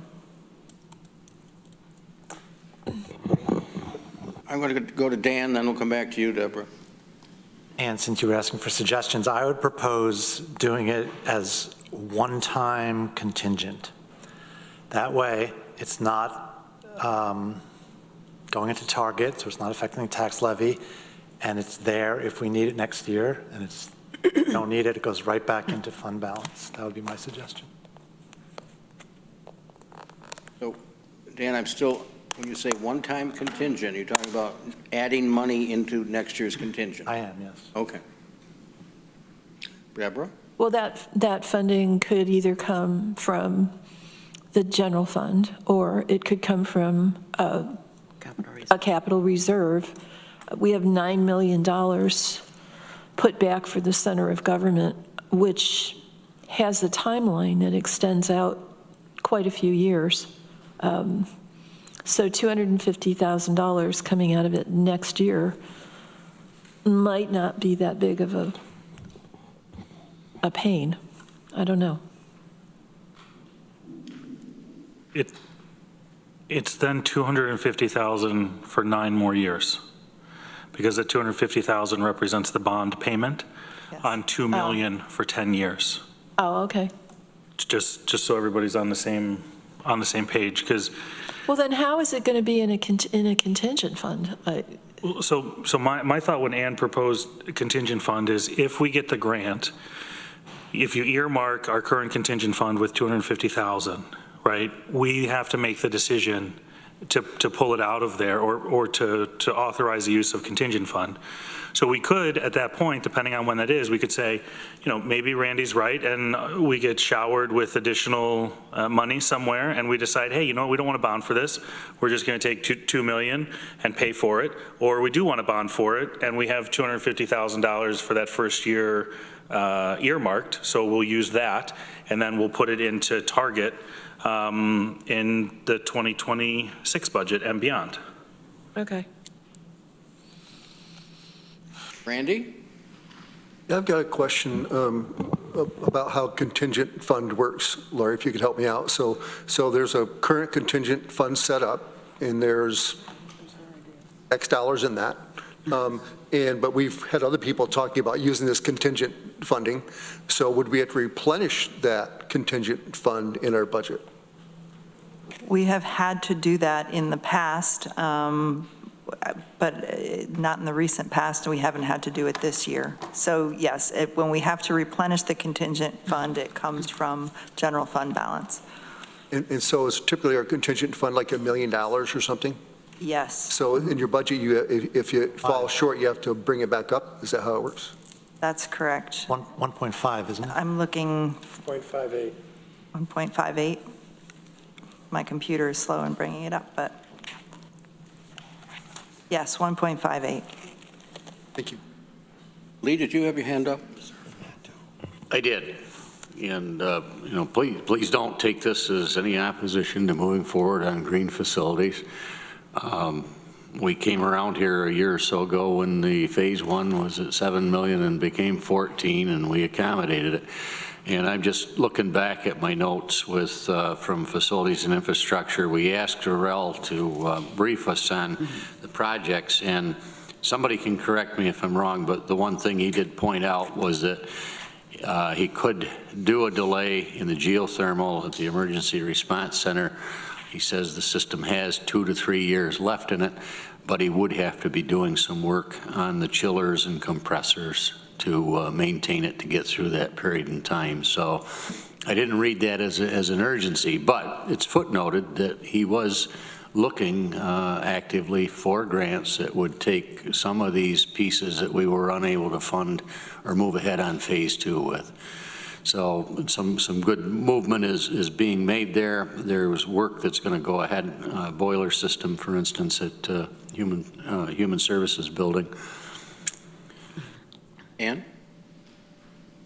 So can we hold off on that? Can we add that to the discussion later? Right now, we were just asking about how to present this, and then we'll get into all of that. Deborah? Can I ask where we got the $250,000 from? Because if we're bonding for $2 million and it's going to cost us $250,000 a year, that's like 10%. That was an estimate Norma gave me for bonding for 10 years. We didn't know how much it was going to be yet. So there's still some question. I think Terry's on too. There's still some question about how much it will be. That's why it's all in seem high contingent. to you? Once we know we're moving forward, I usually reach out, Lori goes to the bond attorney, and we get a number. But we do our best to estimate it at the beginning.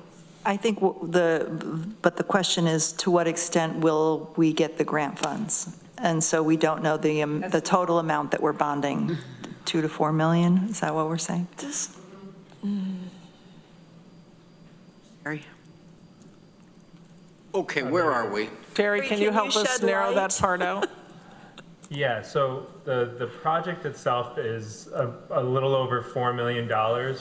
We're anticipating a $2 million grant from the state. That's what we've submitted for and what we're hoping to receive, and we'd receive word about that hopefully in mid to late November, but at the latest by the end of the year. And so the remaining funding would be about $2 million that we would have to meet in cost share for that grant. So it's a 50-50 split. Now, of that $2 million that the county would fund, it's possible that we'll be able to get some of that back through rebates or through the Inflation Reduction Act, but some of that stuff is kind of in flux. So, we wanted to kind of paint the worst case picture in this case.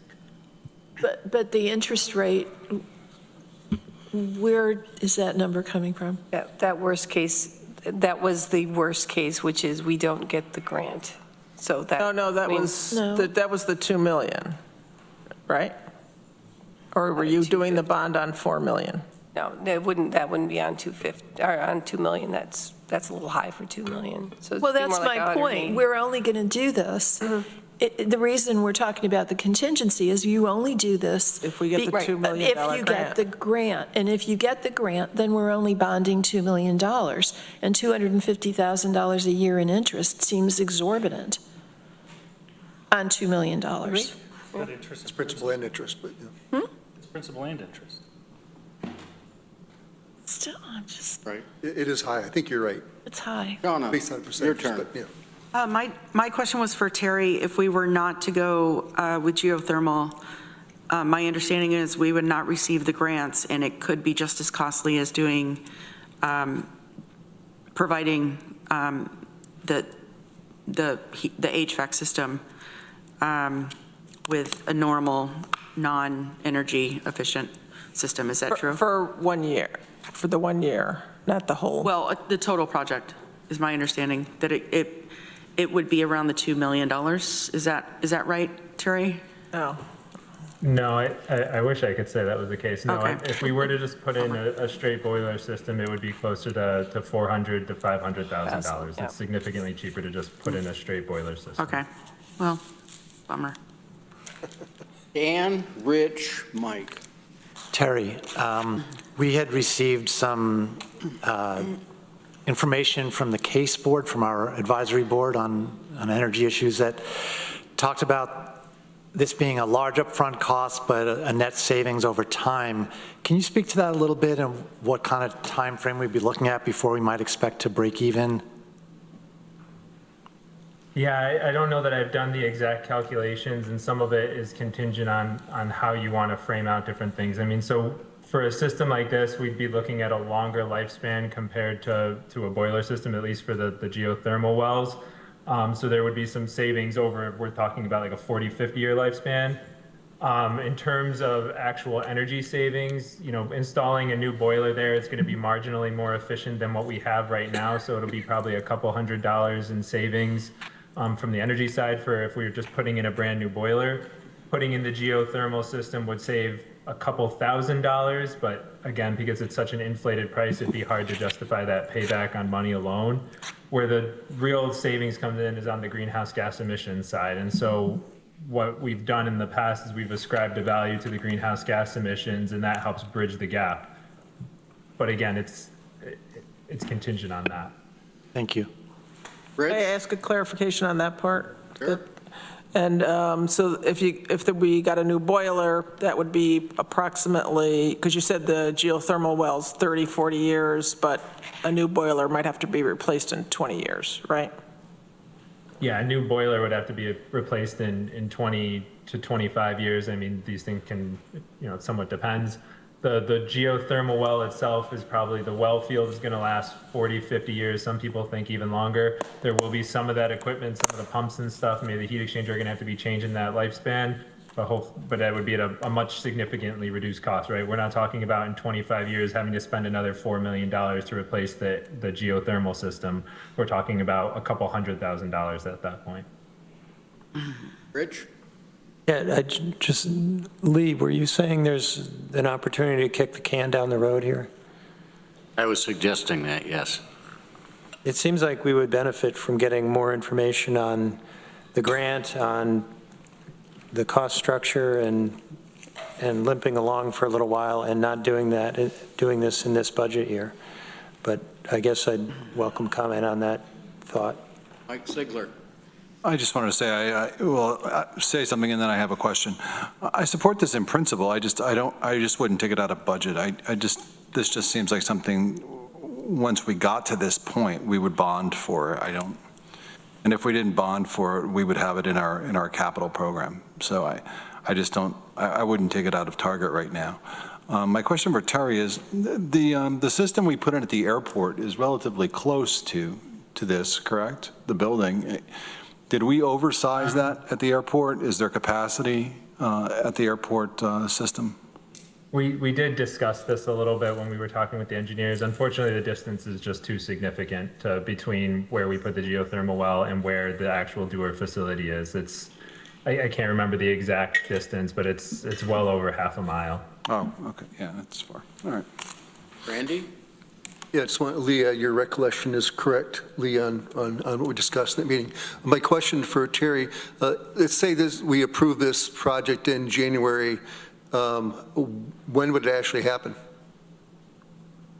Yeah, the plan is to do it next summer. So we would start digging the wells probably late spring, and then hopefully have a system in place by the end of the fall season, getting ready for the next heating system, similar to kind of the timeline we followed for the Bostwick Road geothermal system. Okay, thank you.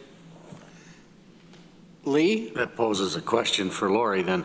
If you were to have these things come together and a project was done next summer, would you do a ban or a short-term note and then roll it into a bond beginning in 2026 or 27?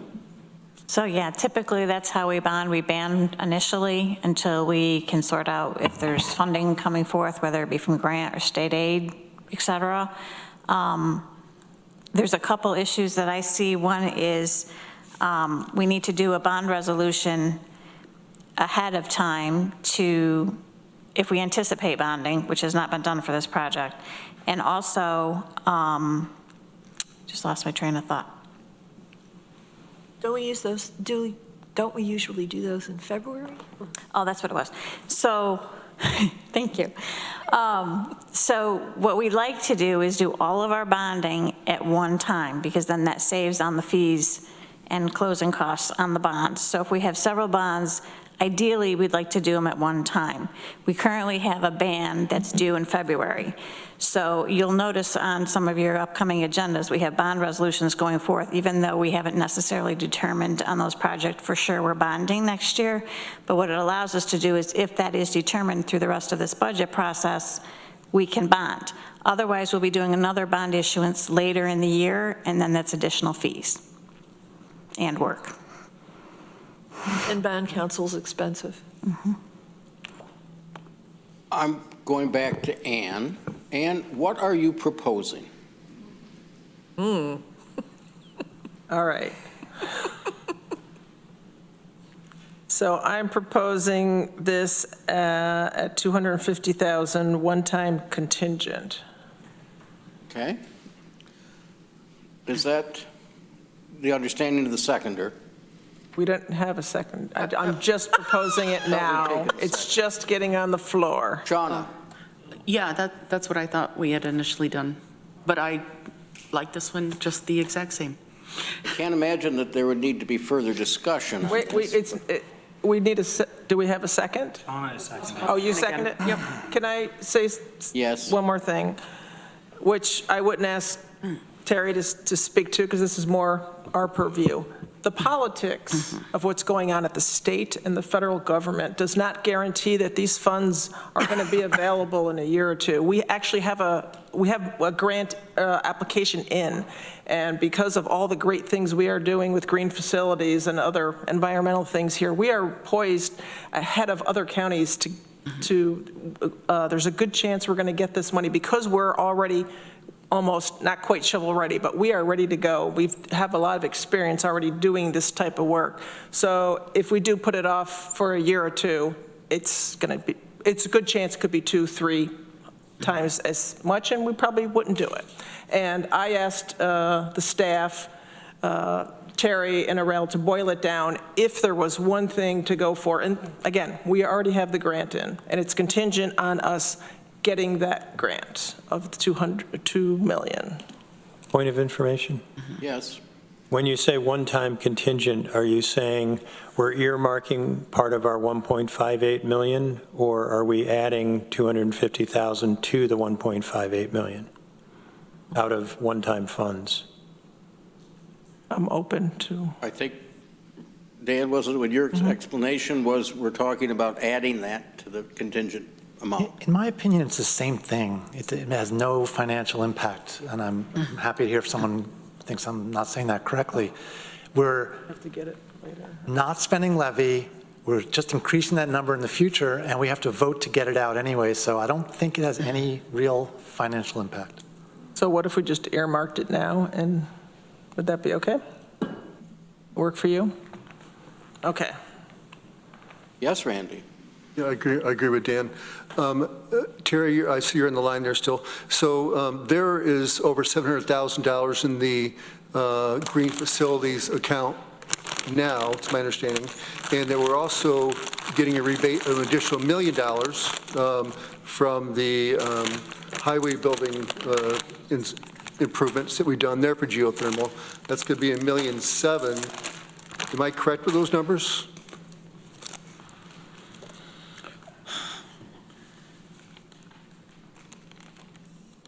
Sorry, I'm trying to unmute here and it's not working. So We have about $500,000, I think, in the account right now from NICEAG rebates, maybe a little bit more than that. That's anticipated to cover the cost of the boiler replacement at the Human Services Building. The boiler replacement, I think, is a little over $600,000. So in addition to that 500 plus from the NICEAG rebates, we're counting on some of the funding coming in from the Inflation Reduction Act tax credits from that Boswick Road project that you were referring to, Randy. So when we estimated what we would get back from that, we estimated around $900,000, trying to be somewhat conservative since it's a brand new tax credit available to municipalities. No one's ever done it before. We weren't really sure. We're starting to think that that might have been too conservative a figure and that it might be closer to like $1.5 to $1.7 million. We'll know for sure in the next few weeks. We tried to get it sooner, but unfortunately we don't have a definite answer, but my hope is that it's closer to 1.6, 1.7 than it is to the $900,000. But again, until we have that money in hand, I'm a little loath to count our chickens. No, thanks for filling me in. I appreciate it. Okay, why don't we go to the vote?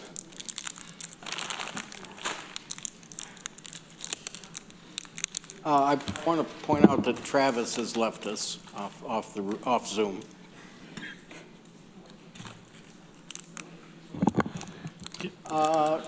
That's right, we don't have to do roll call. Okay, can we do roll call? It's so much. Someone asked for it, of course. It's so much easier to follow along. I apologize. I know it slows the process down. Certainly does. Thank you.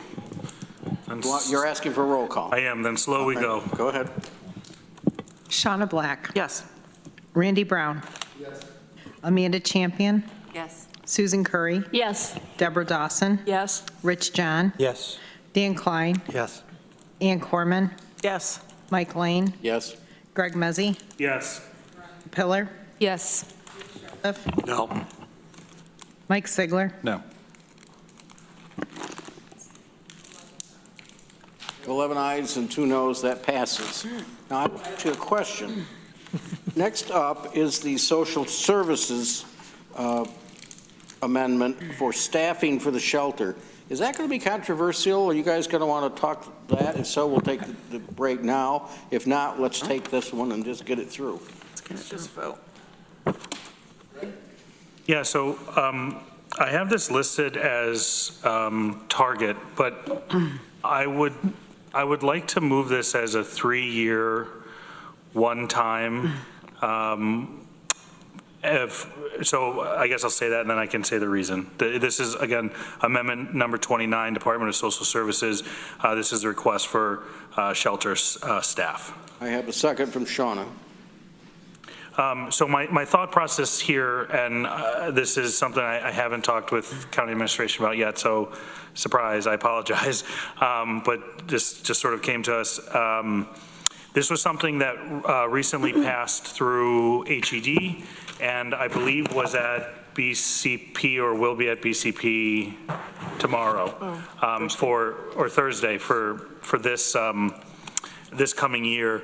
These are additional staff that our Department of Social Service will need to administer many of the administrative components of becoming a shelter operator.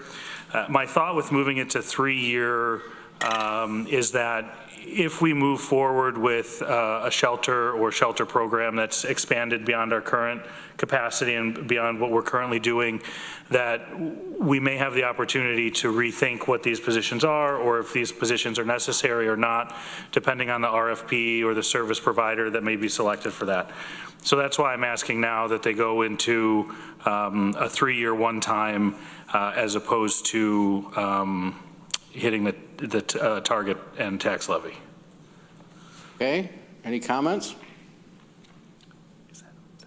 Ready to vote? You want a roll call? No, we can raise our hands for this one. Okay. All those in favor, please signify by raising your hand. Are there any opposed? That is unanimous. Thank you. All right, now we're going to take 20 minutes of a break.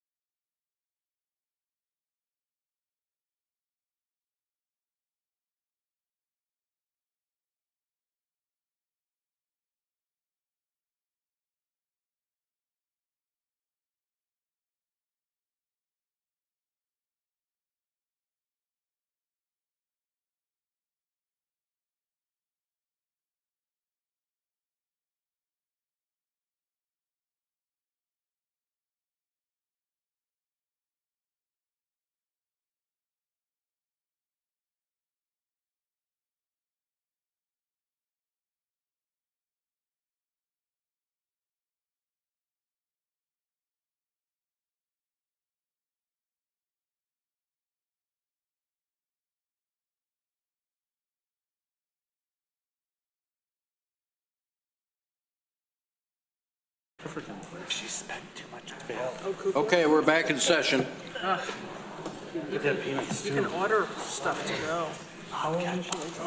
County Attorney, full FOIL software. Hours. You guys can. We're all. Oh, thank you.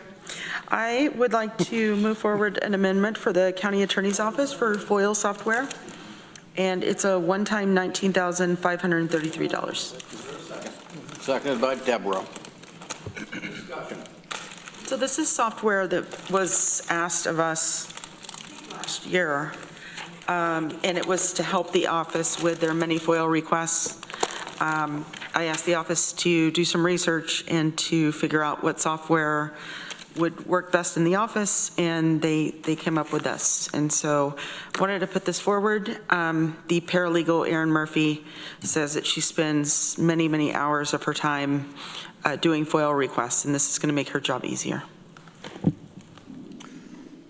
Discussion. Rich. This one time, are there ongoing costs? I don't know. There would be ongoing costs. The first year is higher because there's the setup fees and so forth, and then it would go down over time to a basic subscription. My hope would be that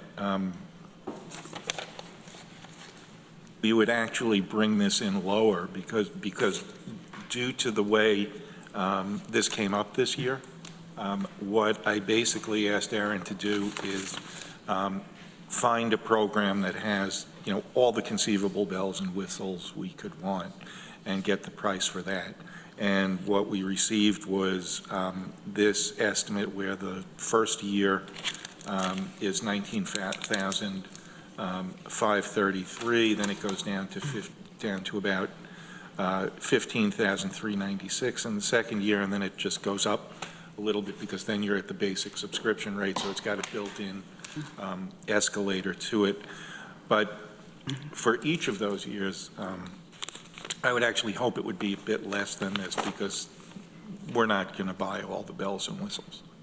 And I would assume that given the amount of time that you're spending on FOIL processing, this would be a significant help to you.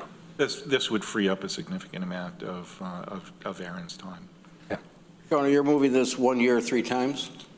I'm going to move this one time, 1 year, and then next year we can reevaluate what the cost will be. Okay. Any discussion? I'd just like to say that I think our county attorney's office does an awful lot with very little staff. And having seen on previous county administrator's desk, maybe this county administrator's desk, the stacks of FOIL paper that they have to go through and provide for requests that are made under the FOIL system, it's amazing and it's a ton of work. So anything we can do to keep our small staff, help them do their job better. Ready to vote? All those in favor? Are there any opposed? That's unanimous. Okay, let's go to Shawna. The Soil and Water Conservation Service established a fund balance for $200,000. And I would so move that as an amendment for one time, and if that could actually come out of our fund balance.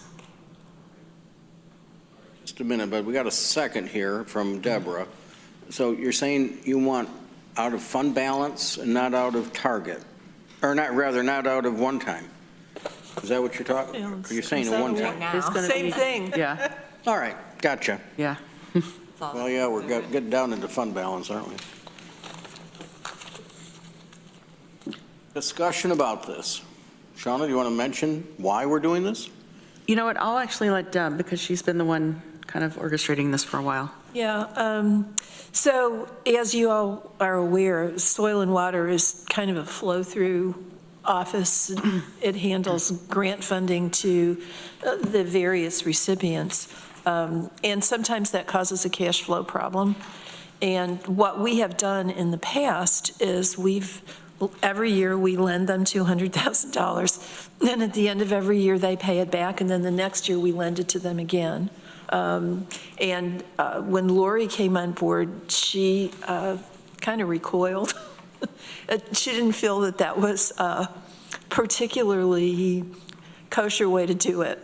So the idea is to just, for this one time, we give them that $200,000. That is their fund balance. They use it to meet their cash flow needs, and we don't go through the exercise of lending, receiving, and we save Lori's nerves. Any other comments? Veronica. I guess I just want to comment for the record. I'm totally in support of this. Thank you for explaining. I've noticed that this particular change highlights an oddity of the budget process, or just a general oddity, which is that the numbers on the screen mean things, obviously, but they don't directly show the amount of money that we have available to spend, and we've talked about this in some ways. And in this example, we are like, assuming this passes, we're gonna see a negative number go $200,000 negative. However, it does not actually mean that we have 200,000 fewer available dollars than we did before, because those were never available for the county to spend. They were, I mean, not really. If we were like sending them out and getting back in, just you can account, and it's not like shady accounting or anything. It was like the accounting practice that worked for that was to call it both expense and revenue, and so it was neutral.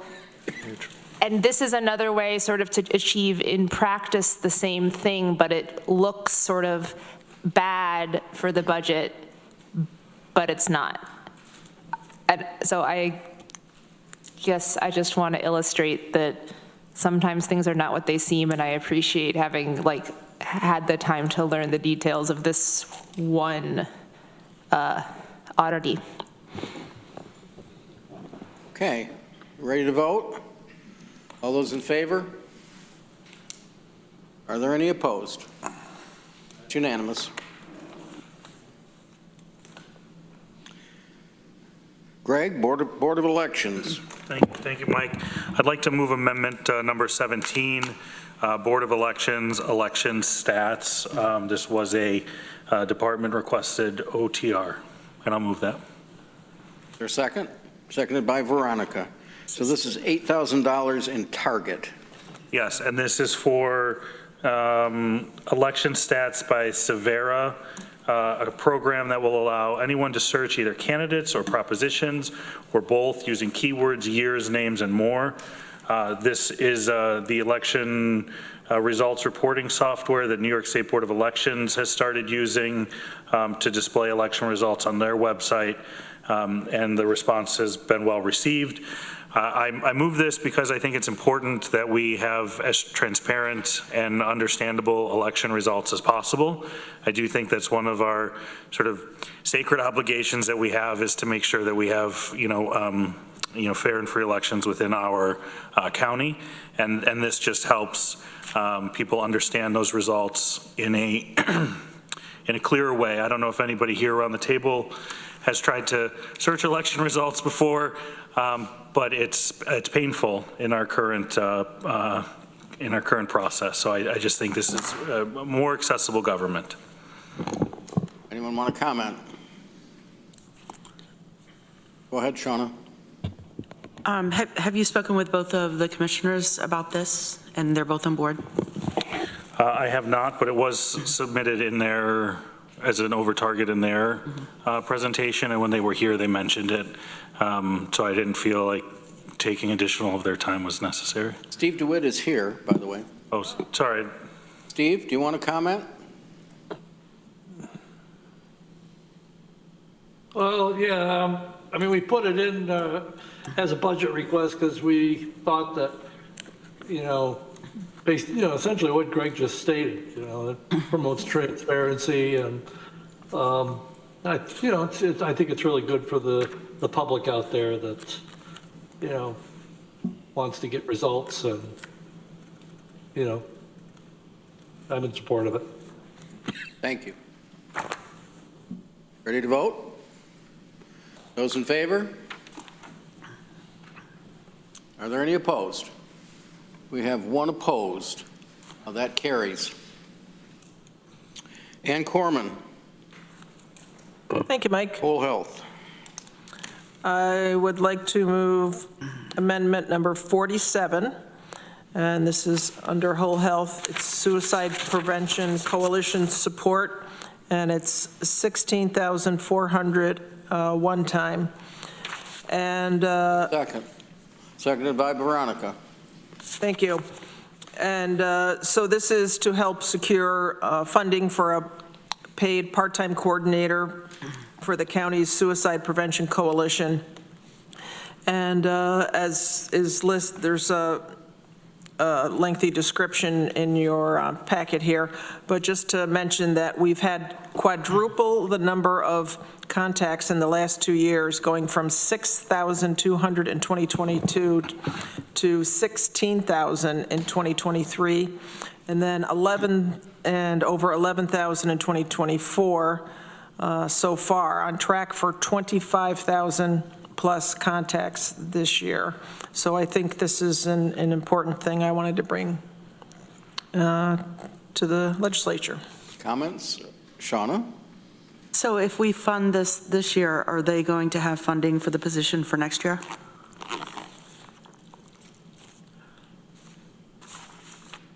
I don't know. Okay. Other comments? Randy? Actually attended an event on Saturday at the library at the Borg Wonder Rooms, very nice facilities there, but put on by the Suicide Prevention Coalition. It was focused on youth, primarily in what's going on with youth. And the county did its own study about the number of kids who are struggling more with anxiety and all those kinds of issues. And I think it's very worthwhile, and I'll support it. Anyone else? Shall we vote? Those in, yes, Veronica. Okay. Sorry, I just want to say I'm also in support of this, and it's an important issue. There is an existing coalition doing, I think, the work we like to see of bringing disparate organizations together to try to collaborate around something like suicide prevention. And so I expect that this would get a lot of bang for our buck, and it's adding like a linchpin into existing work that we, for the most part, don't pay for. Okay, let's vote. Those in favor? Are there any opposed? We have one opposed. That carries. Thank you. Next one is mine. I'd like to move the restoration of $940 to the county historian budget to bring her back to the full stipend. I can get a second by Greg. Is there discussion on this one? I just think that she should have the full stipend. She doesn't get all that much money for doing a year's work, and I think we've resolved the issues that had came up during her presentation, thanks to good work from our administration. Are we ready to vote? Those in favor? 1, 2, 3, 4, 5, 6, 7, 8. Those opposed? 1, 2, 3, 4, 5. That carries. Randy Brown, Rural Libraries. Yes, thank you. I've been looking at numbers as usual, and looking at how we've been funding the Toms County Library compared to rural libraries over the last 3 or 4 years, and it's nowhere near equal to what it should be.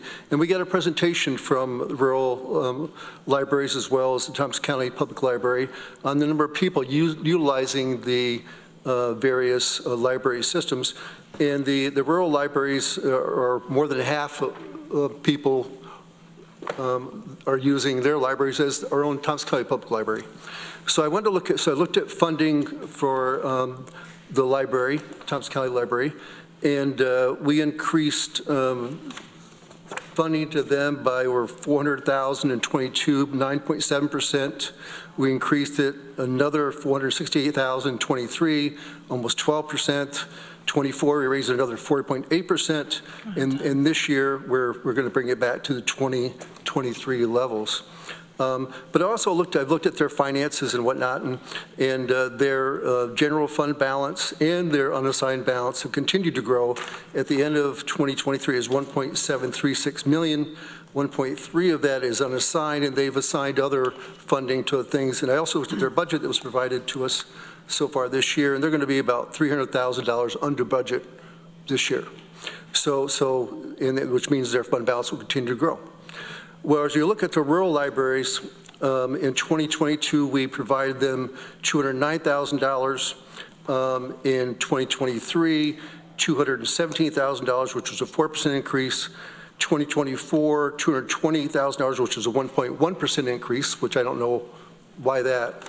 And then this year, we're looking at 0% there.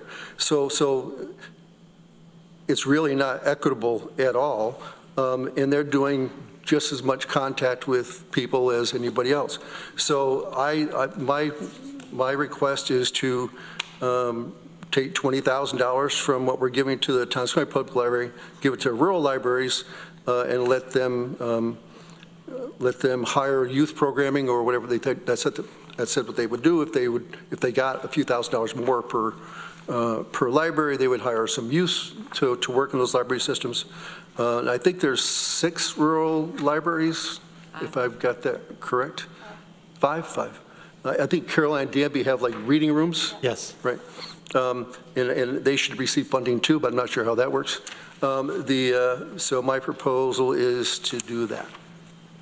So, just so I understand, you're saying that we should reduce the Tompkins County Public Library allocation by $20,000 and transfer that to the rural libraries? Yes. Would that be distributed the same way that we normally do, including the Finger Lakes Library System? It would be just to the rural library systems the way they're funded now. The same, it would be the same split equally among them that we have now. Okay, I just wanted to understand that. Susan. I just wanted to say a couple of things. I mean, I support this actually, but I will say that the difference is that Tompkins County Public Library is the central library for the Finger Lakes Library System, which serves 33 libraries in 5 counties.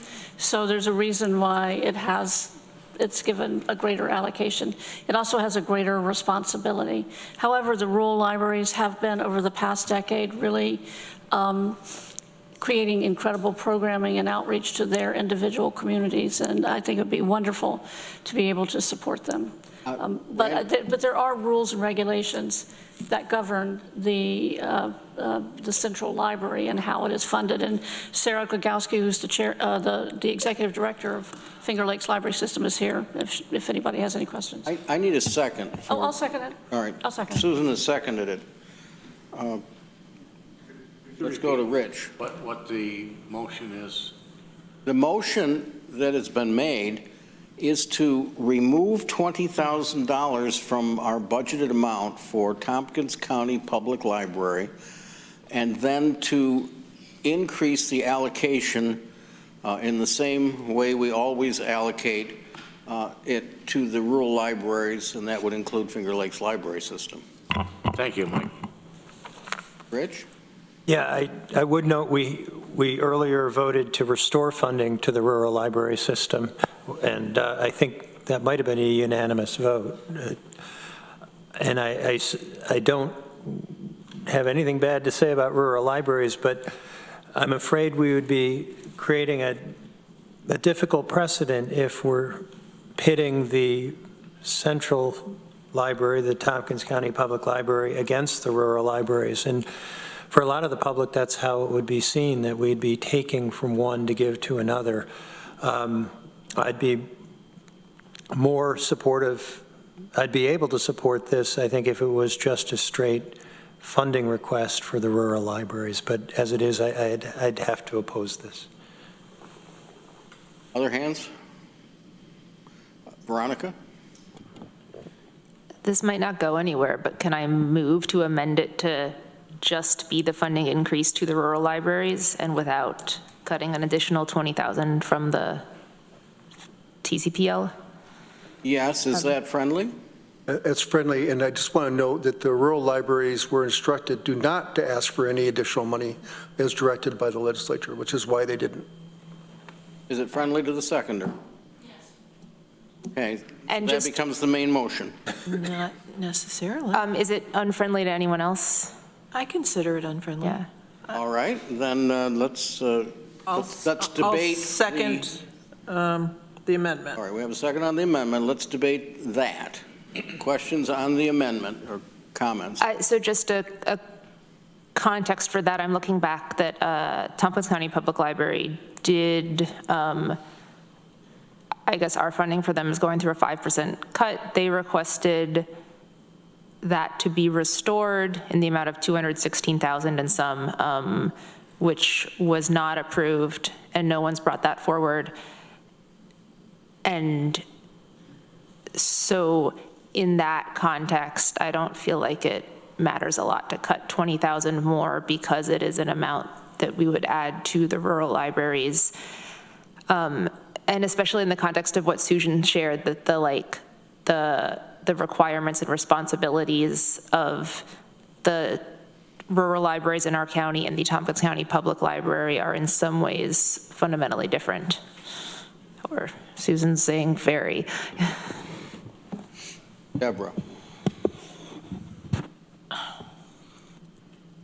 Well, you know, we can keep spending money, a little bit here, a little bit there. Before you know it, you're talking about real money. I think I would be more willing to take it away from the TCPL and give it to the rural libraries than I would to add $20,000 to our growing deficit. You know, yeah, I understand that the TCPL serves a broader spectrum of libraries. Without commenting on how well they're serving them, the fact of the matter is that, as Randy points out, they're $300,000 under budget. They simply add it to their fund balance or reserves or whatever they call it. And this brings up, yet again, the problem I have with some of these organizations that we fund. Unlike our departments, they don't give us a line item budget. Unlike our departments, they are not annually held to account for how they use the money we gave them the preceding year. Unlike our departments, if they don't use it all, they get to keep it, no questions asked. If they're $300,000 under budget this year, that $216,000 that we cut, plus the $20,000 that we take away from them to give it to the rural libraries who need it, it shouldn't hurt. So I would support this as Randy originally proposed it, but I think not if it comes out of fund balance. Greg? Yeah, I'm a little bit more along Deborah's lines. Either way, I think more support to the rural libraries is important, so Randy, thank you for bringing that up. I just think if we look back to the last 2 or 3 other days, we've given up certain things to get certain things. It's nice to add, but I think we have to say, hey, the Tompkins County Public Library has, 25% of their budget in a reserve fund balance? More than that, plus to your point of where they are under budget. Plus, I believe they currently have a higher than probably budgeted vacancy rate with open positions, if my memory is serving me correctly. I don't see a need to add. It's just a reallocation, and I still think we are supporting the library. We're just doing what's fiscally responsible, in my opinion, by reallocating those funds. And I think the perception is how we share and message that story of what we did and why we did it, rather than just let the public assume and digest this information. I think we need to say why we did this, and that can help shape some of that narrative. If I could speak, I would say I disagree that we should remove money from the TCPL budget this way and allocate it somewhere else. I have no problem if you want to go forward with the amendment, then we actually want to spend more money on that, although we don't really have to. But don't forget, too, out of the TCPL budget, they are financing the rural reading rooms in Caroline and in Danby. So not all their money goes for fund balance, I guess. Randy? I'd like to add as to how all the expenses for the library are paid. The building is paid completely by the county. We pay all the utilities. We pay all the maintenance. We pay everything.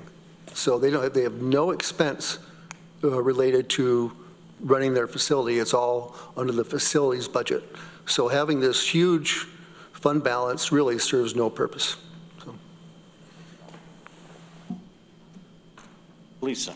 I just wanted to bring forth a point of information for everyone, and Susan, and I know Sarah could certainly speak to it, that as the central library, the county is required to maintain a certain level of effort for funding, and it's averaged over previous years, so everyone's aware of that. So I believe it's 95% maintenance of effort, so over 2 years. So we have cut by 5% for over 1 year. Just wanting to make sure everyone is aware of that piece of the county's responsibility. Deborah? We calculated that we could cut another 92,000 without running afoul of that limitation. Thank you. Thank you. Okay, I'm ready to vote on the amendment. The amendment to Randy's original motion would change this so that it's simply taking $20,000 out of one-time money. Can we have a roll call? Sure can. Shauna Black? No. Randy Brown? No. Amanda Champion? No. Susan Curry? No. Deborah Dawson? No. Rich John? Yes. Dan Klein? Yes.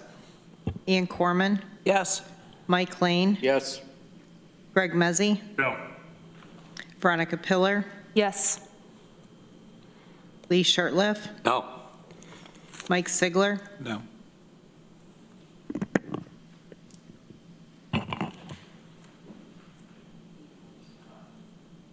There are 8 noes and 5 yeses, so therefore it fails, the amendment fails to the amendment. So we're back to the original motion, which says $20,000 for the rural libraries from TCPL. Ready to vote? Dan? I've been thinking all year about the Danby and Caroline Reading Room. There was a time when the Danby and Caroline, and at that time Enfield Reading Rooms, were in the county budget, and they disappeared at some point.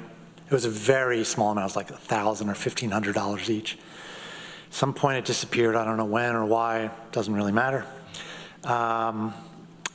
So I decided not to bring it up this year, and this year when I knew that everyone was thinking, don't add, don't add. Mike, I appreciated you asking about it during when the library budget presentation, you brought it up, and we were told, that she's kind of keeping it in mind. I don't know, she gave an acceptable answer to me. So I'm not asking for anything at this moment. I just wanted to put a marker there that there is the Danby and the Caroline Reading Room that don't get the same resources, don't have any budget line from us. And so just keep that in mind the next time I bring it up. Thank you. Susan? There was also an attempt to establish one in Enfield, and I think that has been ongoing, but that has been a struggle as well. That was funding. It did get established, yeah. Greg? Or not funded. I mean, Deborah's comment about what could be reduced from the budget and still maintain the maintenance of effort, I mean, is there appetite to add, to make this 25,000 and establish some funding for the reading rooms? I think, But it doesn't go through the Finger Lakes Library the same way, does it? Through TCPL, because they provide the service with, and, well, actually, Sarah. Sarah wants to. sorry, I'm just trying to Find a microphone, Sarah. Susan's correct. It goes through TCPL. They're considered a quasi-branch is probably the easiest way to explain a non-library to a non-library person. So the funding goes through TCPL to them. So any funding for the rural or for the reading centers would have to go through TCPL. So to follow up on that, and thank you for that clarification, because this is all, as a non-library person, new. Is that something that we could direct, $5,000 of their budget to be, to go towards reading rooms? Can we? Amanda. Well, I think I think we can. I think it sounds like they're not happening, or they don't. They are happening. Okay, so I mean, I guess I don't know how much funding they need, or, but I think, sure, we can direct, we want a certain amount of money to go towards X. So not in this resolution, doesn't seem to be the mechanism, but again, to answer your point. We could add another one. Yeah. Susan? Susan? I think that part of the central library responsibility is to take direction from the legislature and from the Finger Lakes Library System and from the communities they serve. So it's a perfectly appropriate thing, and we have been asked to do certain things, and we did. I struggle with this because there are such rules around the central library. But I do support the rural libraries, and I take the point about the fund balance that they have. But I think that we might be starting down a road that goes against education law, which governs public libraries. That worries me. But I think that the legislature is perfectly within their rights to ask them to take some of that money and provide service to the reading rooms. It seems to me that this kind of discussion is something that should be opened with the TCPL Library Board, and we shouldn't be trying to make decisions for them on short notice here without having an opportunity to have a response. Dan? Very interesting the way this conversation just went.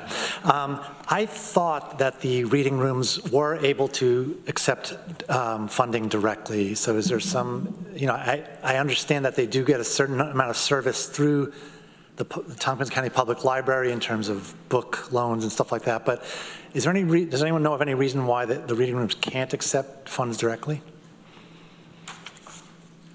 Point of clarification, do you mean directly from the county or directly from the Finger Lakes Library System? From anybody, including us. So they're not a chartered library. That's going to be the issue. So they're not an entity that is set up to receive state money or anything like that. They don't hold charters. They're not a library per se. They're on an annual report. They're clarified almost as a branch of a library. I mean, I recall, but it was a long time ago, being on the Danby Town Board and allocating money to the reading rooms.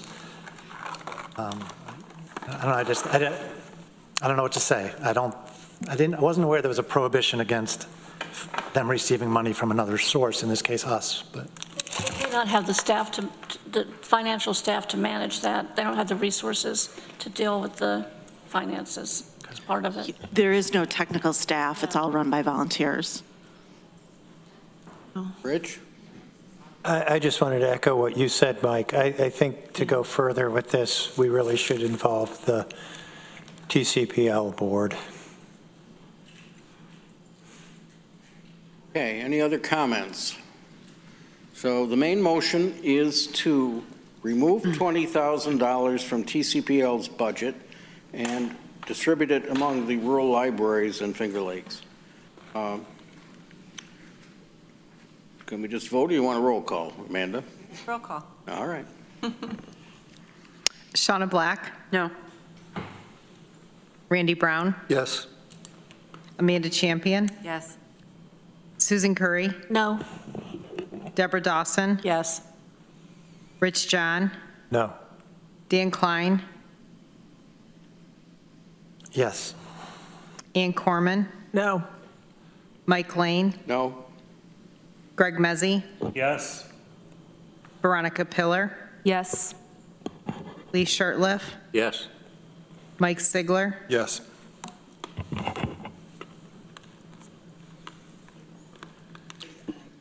That's 8 ayes, 5 noes, that passes. Okay, let's go. Randy, your next one. Thank you. My favorite thing to talk about is Enfield Community Council. Currently, they don't receive any funding from the county. Rural Youth Services does get money, but that just pays for an employee. They're an all-volunteer group, and they do the same services that all the libraries do, but they don't get any funding from the county.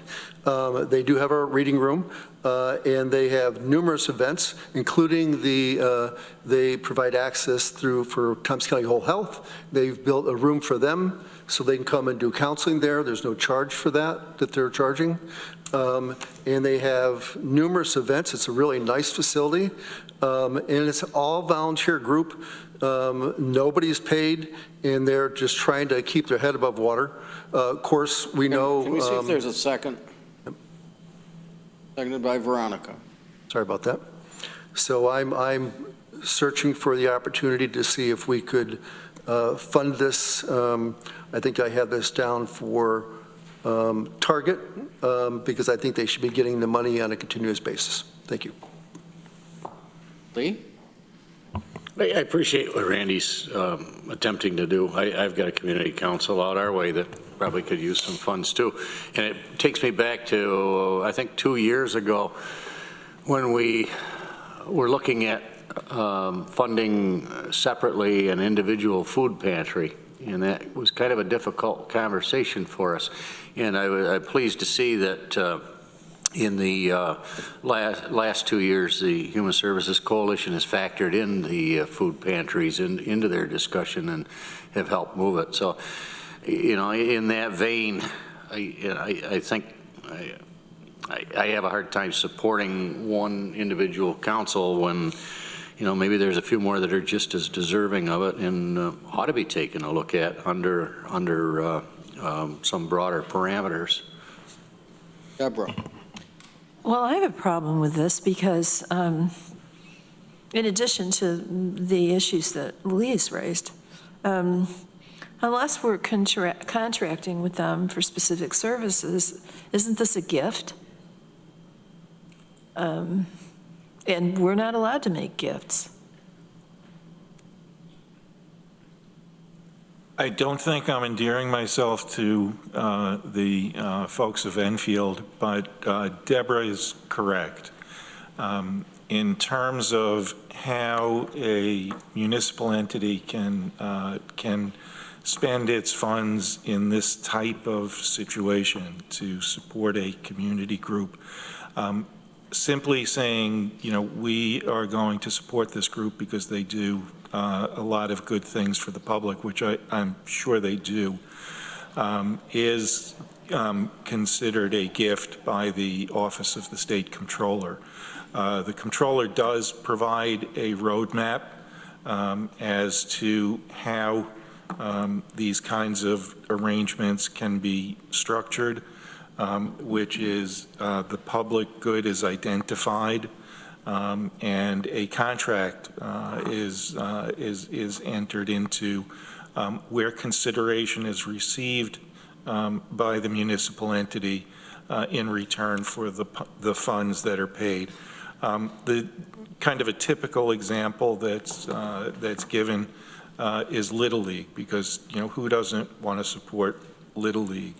But a municipality is not allowed under the New York Constitution to say we're just going to give money to Little League because we want kids to learn baseball and sportsmanship and all that kind of stuff. But a municipality can contract with a Little League to provide a portion of their youth recreation services.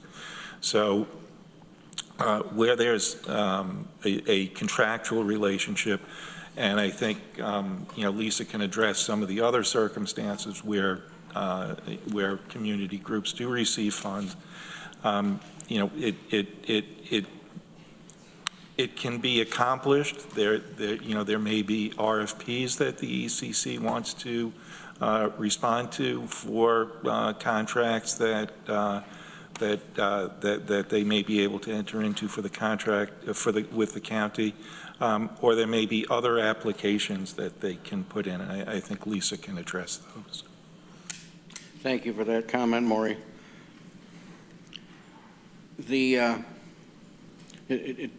I'll get back to you, Randy. I just want to make a comment myself, and that is that it seems like if this is a community organization and it wants to apply through the Human Services Coalition, they can take a look at it to see whether it meets their specifications or not. But I certainly can't support funding this tonight. Randy?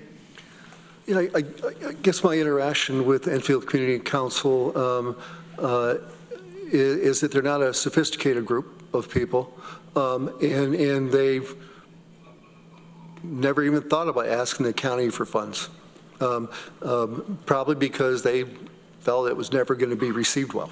So they just never bothered. I think we heard Robert from Enfield talk about their budget process and where they're going through, and they do provide some funding to the Enfield Community Council, and I think it's going to be a reduction this year for them because they had some ARPA funds that they used prior. And it's a great organization. It's used for, the facilities are really awesome. But it's really tough to run something like that, all volunteer groups. One of the volunteers is a woman named Ann Ryder, and some people may remember her. I think Ann's got to be in her 80s. I don't know how old she is, but she always makes a cake.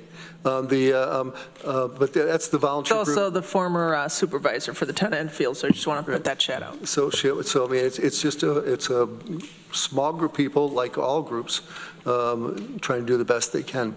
So I will, I don't think this is going to pass, so I will recommend to them that they talk to Human Service Coalition, and maybe there's an avenue for them there.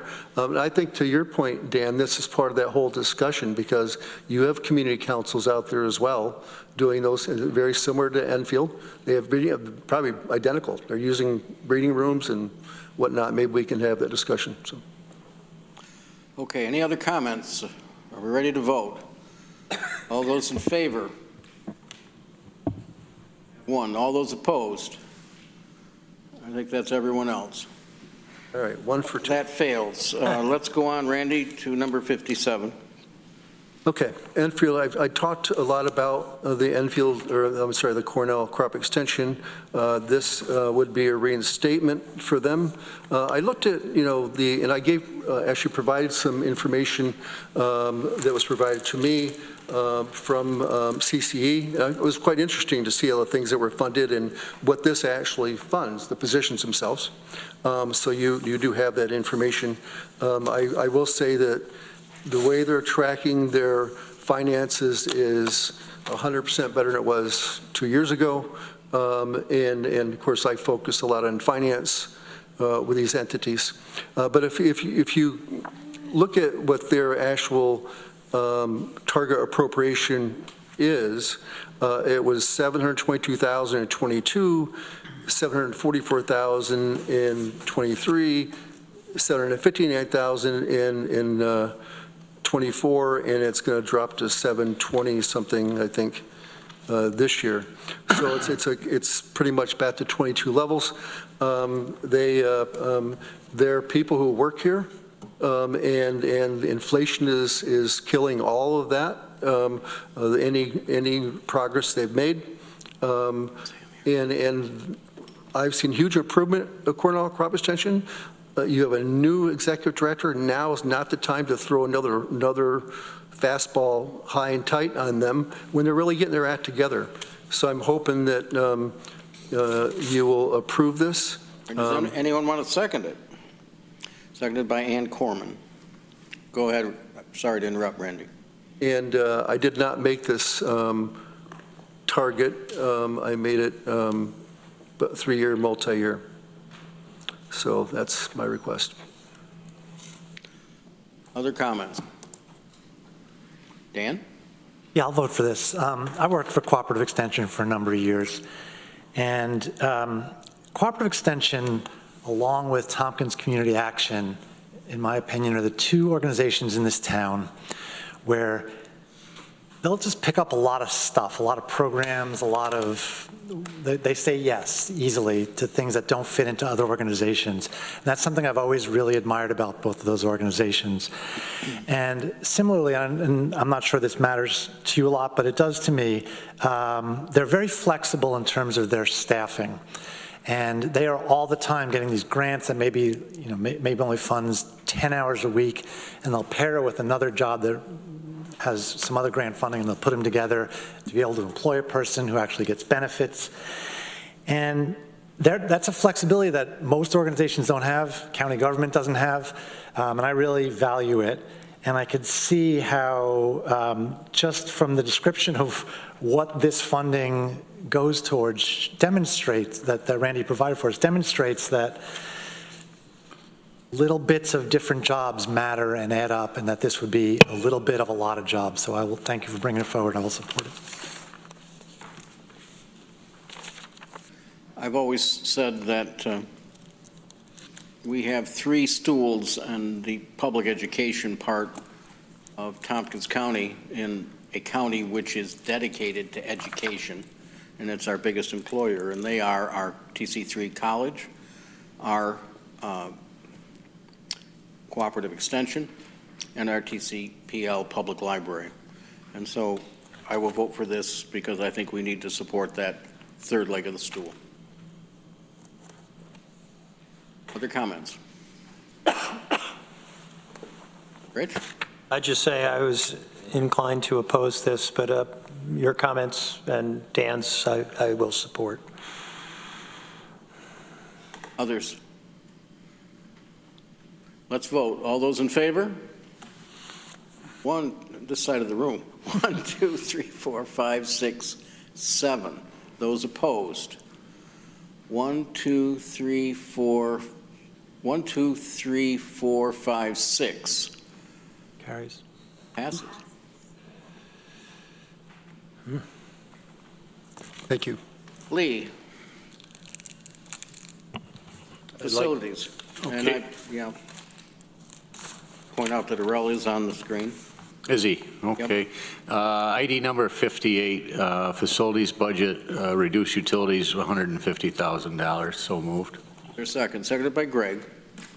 And if you'd like me to give an explanation, Please. just questions were posed looking at where that budget is setting for expenses year to date, and it appears they're going to run about, possibly $150,000 to $200,000 under budget in the utilities. Question was posed through administration, and that's been a consistent for a couple of years. And I hesitated a little bit to move this forward without posing the question back through to the department if this would be a serious consequence. And I guess through Arel and then to Terry, the answer was they're not projecting a large, any type of rate increase that would make a huge move over what the past couple of years have done. The indication was that $150,000 could be a safe number for us to look at to adjust the budget. So I bring that forward, and one of my reasons for doing so is that I've been a little sparing on what I voted for here, but anything that I've wanted to see added to the budget, I certainly would like to be able to offset with some type of adjustment elsewhere. Thank you. Okay, anyone else want to comment on this one? Arel, do you want to say anything?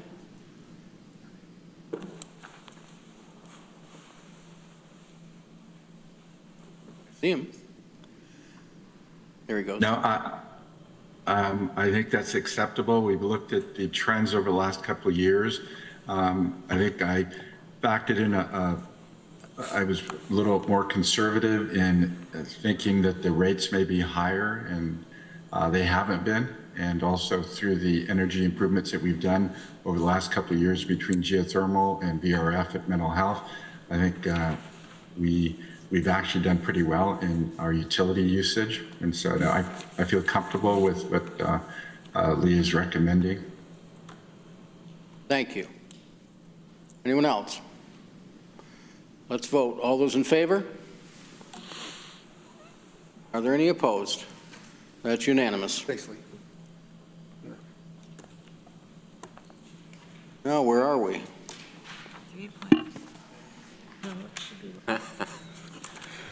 I have one more.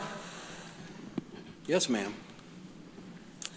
So this is not in our packet. This is under the legislature department. And let me get the numbers here.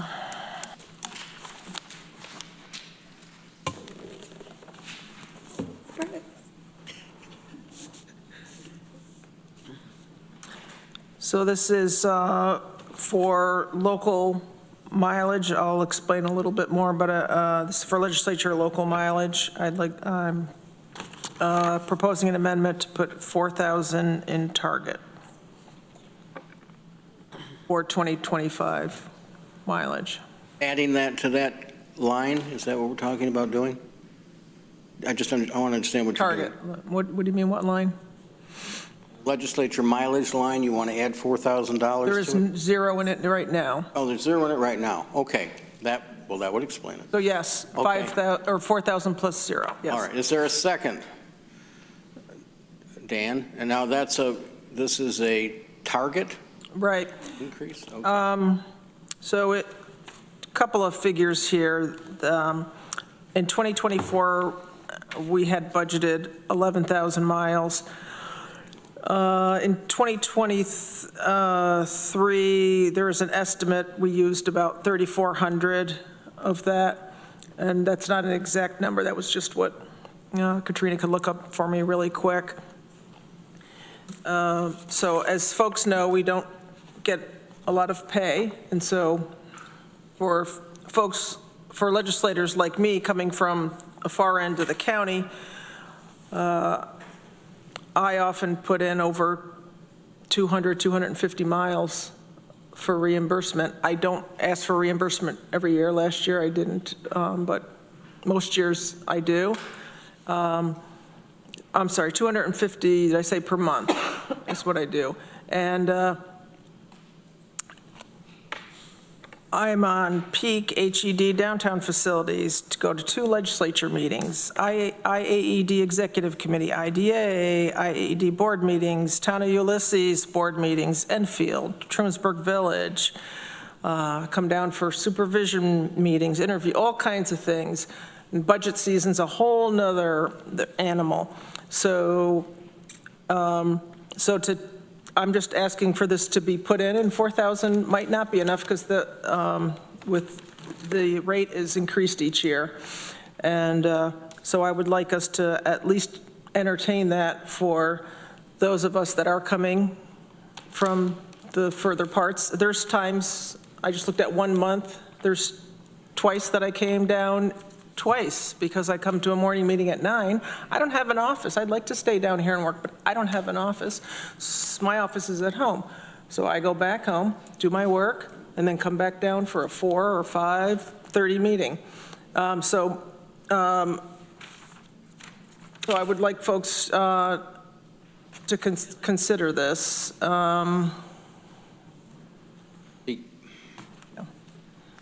Thank you. I guess that's all I want to add right now. John, I'll get you. Just let me just say that we've always felt that the mileage reimbursement equalized the fact that those rural legislators have farther to travel than the local city urbanized ones, so that it equalized the difference. Shauna. I think adding this back makes sense. I mean, you never want to make, the fact that we get paid $22,000 and we're working a lot, there are expenses to this job that come out of pocket, travel, and I'm not even sure if it matters if someone's rural or lives 4 miles away. The people that I'm assuming need to take the financial and submit their mileage are taking it. The ones that don't want to be bothered by the paperwork or don't need it or not. So I think I will support this. I think it's something that we need to have in place so that it's not cost prohibitive for people to run for office. Right? Yeah, I think the time to have the cost prohibitive conversation was when we looked at the compensation for legislators. I think that this is a tool that is used only by legislators because this is treated by the Internal Revenue Service as income, correct? Or taxable income? Maybe Lori can speak to that? Yeah, it is. So the taxable income piece is commuter mileage, so from your home to the legislature. Which is, But to if you were here and then you had to go to whole health, that would not be taxable, that part. correct. So we don't offer reimbursement for any of our staff who make maybe a little bit more than we do in some situations, who are maybe driving from Candor or Spencer or other places. So why would we put ourselves in a different position? I don't understand. I personally have never utilized this out of principle because I think we should pay from here, from your place of work to somewhere else.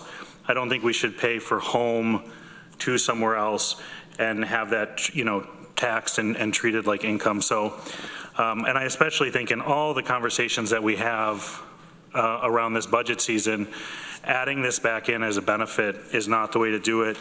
I've proposed in years past that we increase legislator salaries, but this is a way for some legislators to make more money than other legislators because they're getting paid or they're submitting to drive to work. And others are not. So I don't see this as an equalization or equity issue. I think the time to make that adjustment is in total compensation, not with mileage. Veronica. I do think Deborah was first. Sorry, Deborah? Yeah, that's okay. Well, I agree with Greg. I mean, when we ran for these jobs, we knew we were getting paid diddly squat. And I don't see the equity in treating ourselves differently from how we treat our regular employees.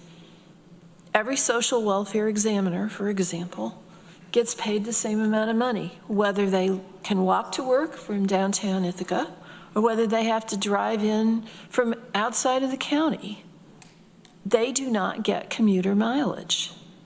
I just don't think we're more special animals than everybody else.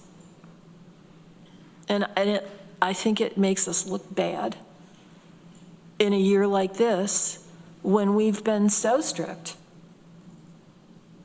about what we've added to our budget. Ann? Veronica, yeah. Veronica was next, sorry. Well, Deborah was before me, but You're right. I still want to go. You're right. Hey, go ahead.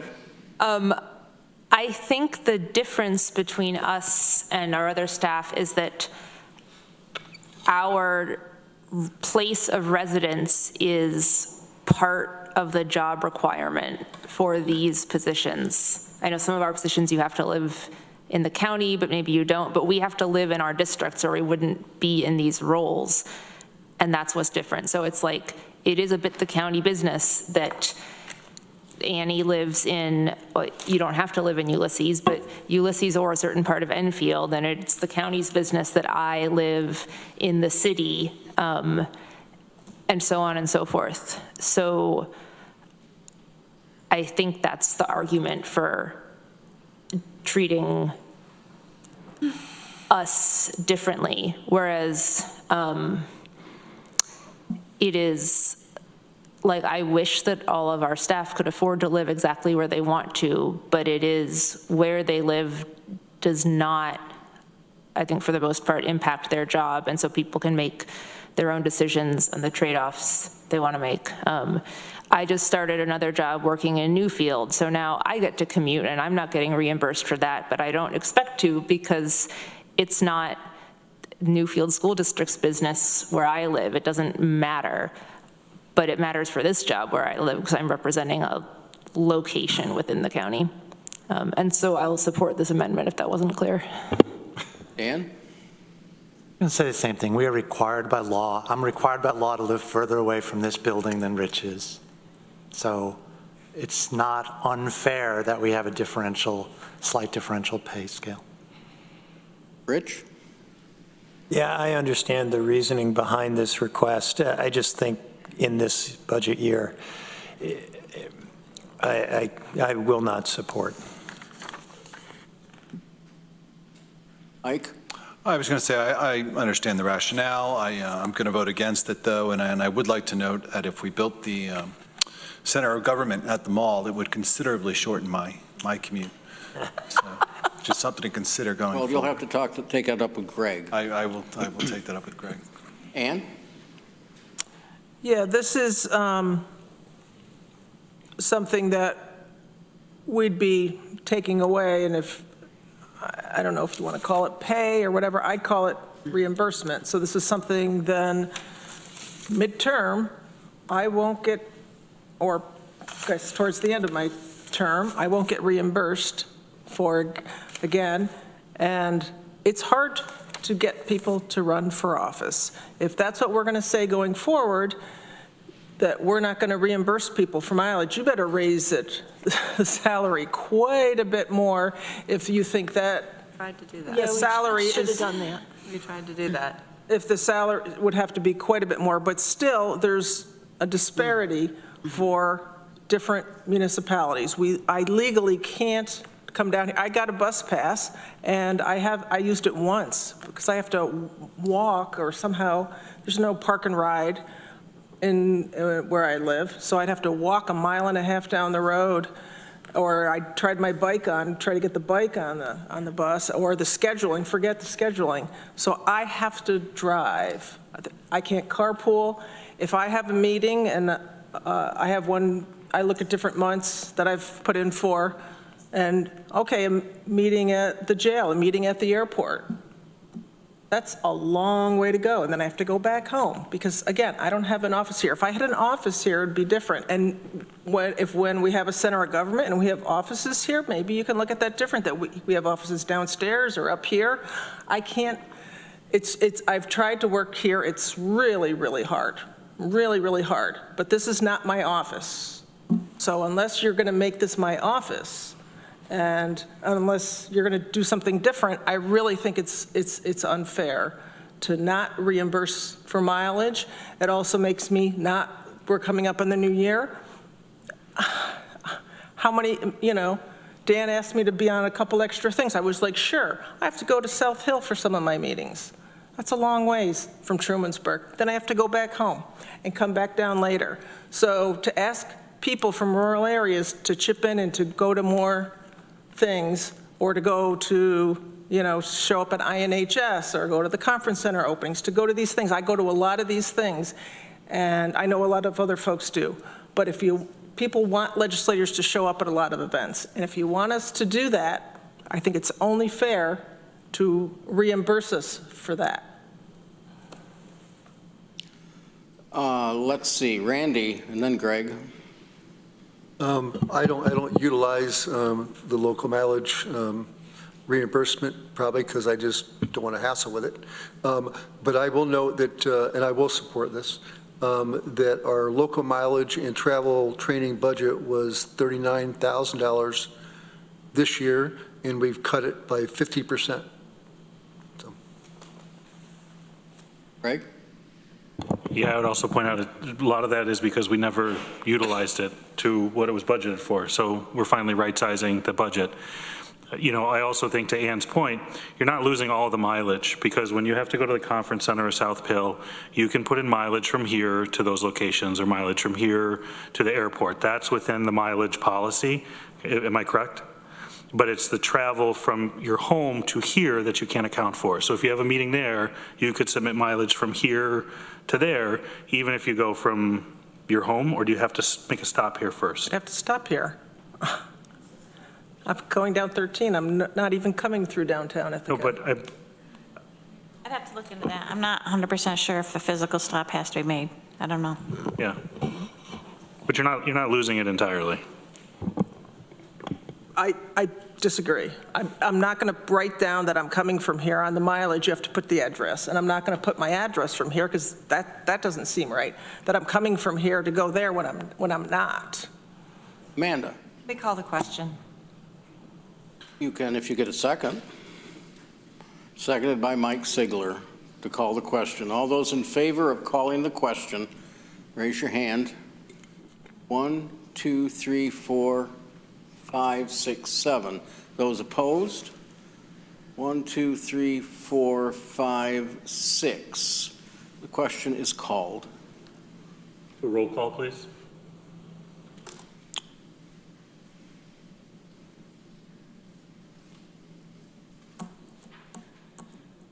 Shauna Black. Yes. Randy Brown. Yes. Amanda Champion. No. Susan Curry. No. Deborah Dawson. No. Rich John. No. Dan Klein. Yes. Ann Corman. Yes. Mike Lane. Yes? Greg Mezzi. No. Veronica Pillar. Yes. Lee Shirtliff. No.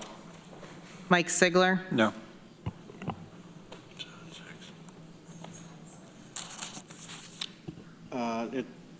That fails 7 to 6. Okay, are we done? Mike? I want to recall something from yesterday, but I feel like we need a full contingent here to do it. Because it slid by. It's kind of a big thing, actually, the security vote that we did. I had to go, I went to the Jewish vigil up at Cornell, but we voted last night on a security position for the county, and it passed, I think, 7 to 6. And I don't want to bring it forward and have it fail 7 to 6 again because we're missing somebody, because I think that's how the vote would go. You're looking at me quizzically. I'm counting, like who's here, I want who's to know not. what you're suggesting doing. Well, I want to bring it back to the floor. I think I'm the only person that can do that because I'm the only one who didn't vote on it. That's correct. The following meeting. Right, which would be now. Yeah. The dilemma I have is if with Travis not here, it'll come out, I think, 7-6 the other way, if that makes any sense to you. Yes, Okay. that could very well be the case.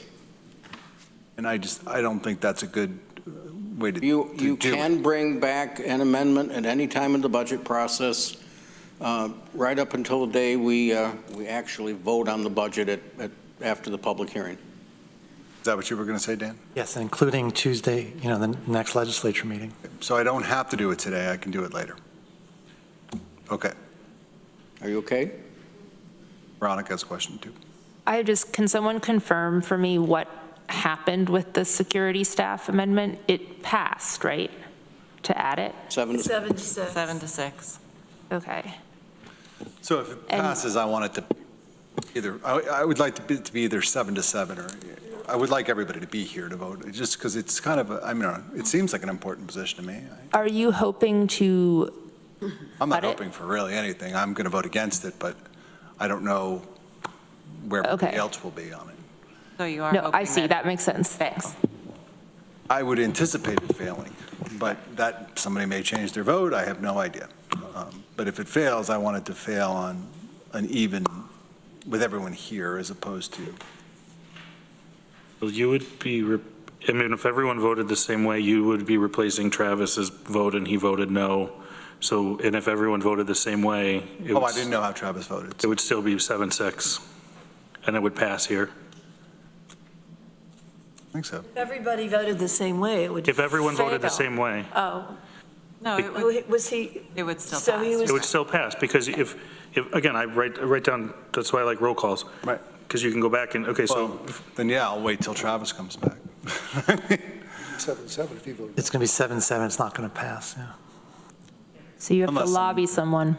Yes, you do. Okay, we're not going to talk about this on the floor. We're either going to continue with any other motions or amendments, or we're going to adjourn. I take that back. We have a resolution to look at, and that's going to be coming around. I think someone had their hand up. Lee, did you have your hand up? Well, I think Mike just answered it. He's got something he wants to show us. Well, I was going to ask what the logical next steps Katrina's were. resolution that we always do at the end. I want everyone to take a look at it. So are we, can I ask, are we, how are we addressing our negative fund, or one-time funds?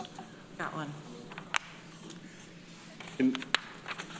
I will be glad to take anybody else's comments, but I think if it's a negative one-time funds, we are directing that to be taken from the balance.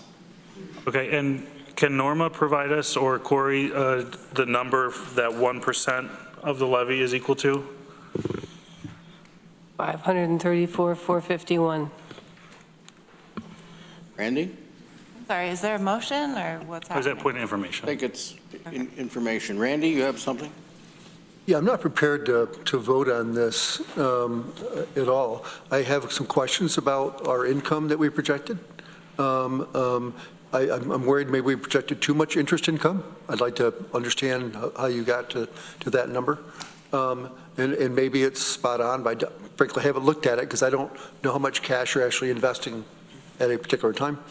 So I have a question on that, and a couple other questions on revenue that is being projected that would affect things. So I'm not but ready our to vote on process is pretty much completed now, Randy. I mean, you can continue to bring these things up right through when we vote on the budget. But the EBC process, Expanded Budget Committee, the committee of the whole, has to come to an end, and we have to throw it back to the legislature. I had a question on debt service and how we're operating. Those things, those are just presented to us. I wanted to go through this whole process and understand it. And I think that we're rushing this. Why are we in such a hurry to do this? I mean, we can wait till December to approve this. So here it is, early October, and what's the rush? This is the process that we normally go through, and it would be recommended from the Budget Committee to the full legislature to proceed, and if the full legislature agrees, it will be scheduled for public hearing. Amanda. And just to reiterate, I mean, you can bring amendments at any future meeting until we pass the final budget. So if there's more things you want to do, there's time. I'm not looking to spend any more money. I was trying to understand some things. So we have, I'm sorry. Yes, Greg. Thank you, Mike. I'd like to make a motion that we pull $1,478,617 from our fund balance. We apply $409,715 to our one-time fund, and we use $1,068,902 to reduce the levy by 2%. You'll have to say that again. 2%? 2% or by 2%? By 2%, yes. Start out, what's the figure you want to drain the fund balance by? If I could only drain the swamp, right? Please don't say that. $1,478,617. And how do you want that applied? The $409,715 to the one-time funds that we see up here on the screen. And then I would like $1,068,902, which is equal to 2% of the levy, to be applied to reduce the levy. Levy down to 1.29%? That's what the math would equal. Okay, but if we leave it at a negative 409,715, haven't we already taken that money out of fund balance? I just want it clarified for the record. His motion includes the 409,715. Yes. Is there a second for this? Seconded by Dan. All right, discussion. Veronica. For reasons I started saying earlier, I'm quite opposed to this. We did not fund certain things that would have been useful. And the two things that come to mind, especially if we're going to be spending fund balance, are things that were requested as one time, namely 60,000 for the climate survey and other internal equity and diversity initiatives, and I forgot the amount, 30-some thousand to continue the existing student navigators program through CCE. And both of those things I would rank as more important than suppressing the tax levy increase below inflation rates. So I can totally be talked into spending more fund balance, but not on suppressing the tax levy below inflation rates at the expense of cutting existing programs. Other comments? Greg, you want to speak to your motion? I would, yeah. I think we have an affordability in our community, and I think just because inflation is one number doesn't mean we have to run up and try to catch it and overspend when we've over-collected tax dollars year after year, and we'll see that our budget in 2024 has additional room. We are going to over-collect. We are going to underspend. We are going to add additional fund balance. So why? Why pass the burden back to the taxpayer when we don't have to? It makes absolutely no sense to me that we would, just because inflation is one number, we would run up the tax levy to that or try to get it close. And if there's initiatives that people wanted, again, we had the process, we went through this process, we knew that this was where we're going. So, you know, I hope that we can see that our taxpayers have incredibly high inflation.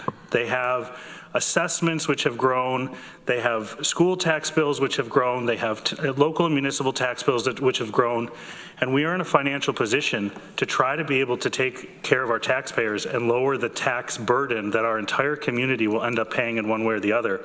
Why not do it? Instead, I get the sense that we want to just sit on this large fund balance to feel like we've got money in the bank when we're going to add more each year. And I hope people can see the bigger picture and try to create a more affordable Tompkins County rather than continuing to run up the cost to live here.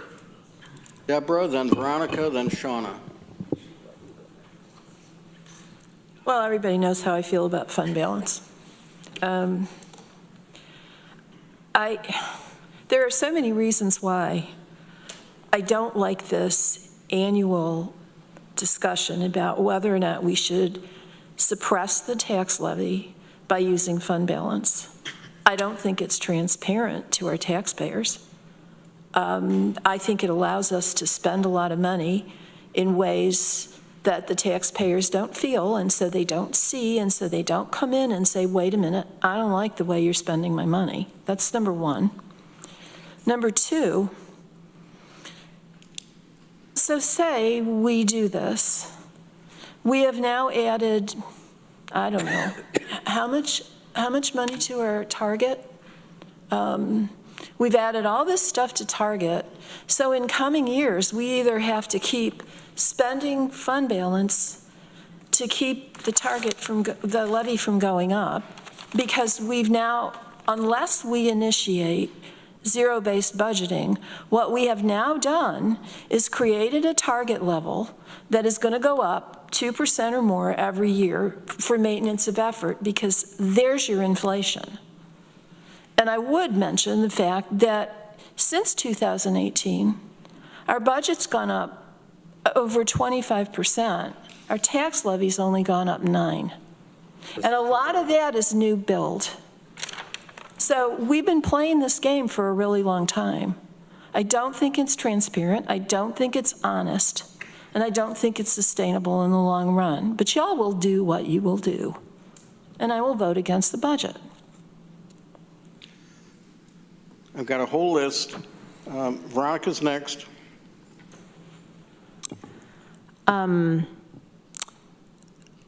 My colleague made some comments that I think were referring to mine. It's possible they weren't, but if they were, I want to clarify, not you, about raising taxes to just because they're below inflation.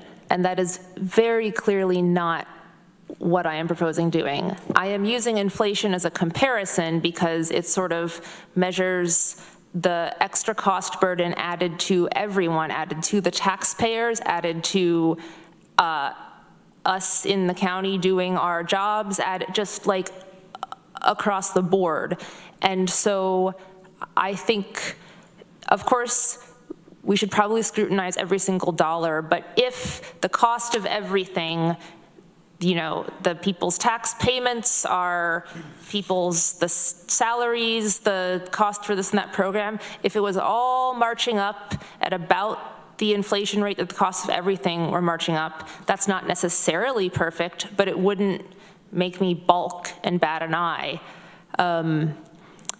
If we were able to have the tax levy lower and fund all the things that had been requested to fund and feel pretty good about that, like we have in past years, then I'd be okay with, I mean, I voted in past years to allocate fund balance to lower the tax levy, which may or may not have been a good idea, but the reason I did that there was because I was looking at the fund balance left over. This was before our current fund balance policy, and thinking, great, look at all this money we have on top of what we need for emergencies after having funded all the specific things that we thought were good to fund. So sure, we don't need to just hold on to this extra, but that is not what we have this year.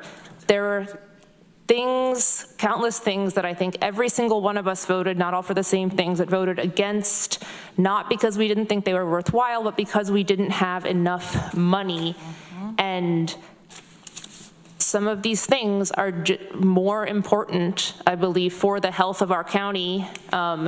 There's certainly maybe a more equitable investment of resources in the long term than giving back, I can't do the math fast enough, but like $50 to every property owner or whatever it is. Not that that's nothing, that would be great. But I think you can do whatever you want, but I think it is disgusting to vote to cut funding from existing useful programs or things that we have planned, and then agree to allocate that same funding and more to lower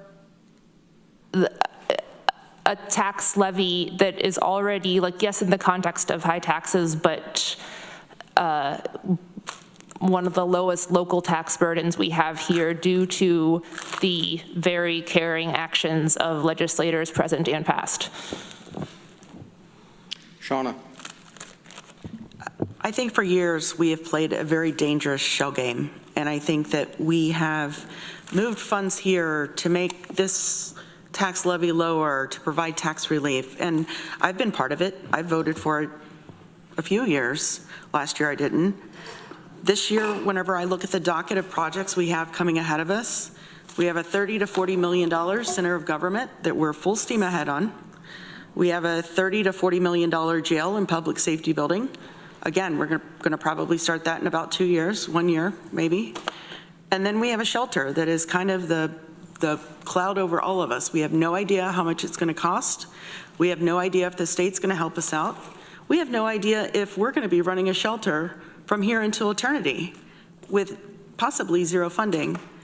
Whenever we start to think about the expenses of this shelter, we could be spending $2.5 million to provide year-round housing services to people in our county, which is, I think, a commitment that we want to do, but that goes back to our target. Whenever you see that big number in our piggy bank right now, and then I look at the $88 million of projects we're going full steam ahead, I have some serious concerns. Because if we go down on our fund balance, and if we get to a certain point, we're not going to be rated and have the same rating that we currently have with Moody's, which means that everything we bond for, we're not going to get a great rate because we've spent everything in our fund balance. So I certainly will not be supporting at all using money from fund balance to bring down our tax rate. Dan Klein. I think it's pretty clear we're not going to change each other's minds. So I'm going to read a little something I wrote, but it's for the sake of the public because I certainly get asked about this a lot. This budget was titled A Tale of Two Budgets by our county administrator. I think it could also be titled A Tale of Two Perceptions About the Budget. There's a group of legislators, probably the majority, who believe that we have been spending unwisely for years, that we are now in a financial crisis, and they believe that we need to take dramatic action to undo the damage we have supposedly been inflicting on the financial health of Tompkins County for years. There are also a number of legislators, myself included, who do not see a financial crisis when they look at the county's financial situation this year. What I see is $61 million in our fund balance. That's our savings account. That is a very, very, very healthy number. I also see that we changed our fund balance policy last year and put a fence around an additional $14 million, money that we are pretending we can't touch. It is true that we did not do as well financially in 2023 as we have done for almost all of the 10 years before that. But one mediocre year does not mean that we are in a financial crisis. I believe it is a mistake to change course just because we had one less than excellent year. If that becomes a pattern, then my opinion will change, but it is not a pattern. We can raise taxes when we need to. We do not need to raise taxes preemptively. We hear that we cannot use fund balance to pay for one-time expenses. That is true over the long term. But it is not true in the short term. You should not pay your rent with your savings account over the long term. But there is absolutely no reason why you can't pay for your rent from your savings account for 1 month, or 2 months, or many months if you have a large savings account. And we do have a very, very, very large savings account. Our savings account came to us from the taxpayers. Let's not be tone deaf to what we have been hearing from our constituents all year long. Let's return a little to them. We can easily afford to do this. Thanks. Rich? Thanks. You know, we seem to have the same discussion every year. This year, our budget process seems different in that there is far more uncertainty about lots of different things. But I don't think our budget process was really fundamentally that different. We always deal with a variety of complicated funding streams. I mean, we have casino revenue. We've got now marijuana revenue. We've got lots of fees. A big part of our budget is grants and pass-throughs from the state and the federal governments. We make estimates as to what our sales tax income is going to be, and it's an estimate, you know, and what we're doing, in fact, we just considered Lee's resolution to adjust what we think we're going to spend on utilities, and it was a reasonable thing to do in my mind. But all of these estimates get melded together into what we call our revenue side of our budget. And it's always going to be complicated and it's full of guesses. Year on year, we have done this adjustment and the sky has not fallen. I think philosophically, it is perfectly okay to say we are going to control and estimate the amount of money we're going to draw from our taxpayers. It's okay to do that. And it's okay to spend something from our fund balance, which year on year does seem to get replenished, as Randy has advocated over and over again, but it gets replenished enough that we have not experienced real pain and lost a significant amount of fund balance. In fact, it's grown consistently. As I said, I'm philosophically okay with what the resolution is proposing we do, or the amendment. However, I think it cuts a little too much. 1.29% is too low, I believe. We have seen some real changes. We've had inflation. We do need to keep pace with that. I would advocate we end up somewhere around 3%. I think that is a reasonable burden to add to our taxpayers. You know, I mean, I'm sure they'd rather have 0, but 3% is livable. It goes along with the last 4 years of 0, 0, and 2%. It really shows a moderate increase over all of that time. It would allow us to fund our government without substantially dipping into fund balance to balance the budget. And it would be okay, my view. Thank you. Lee? I was afraid we were going to end up here at this point tonight.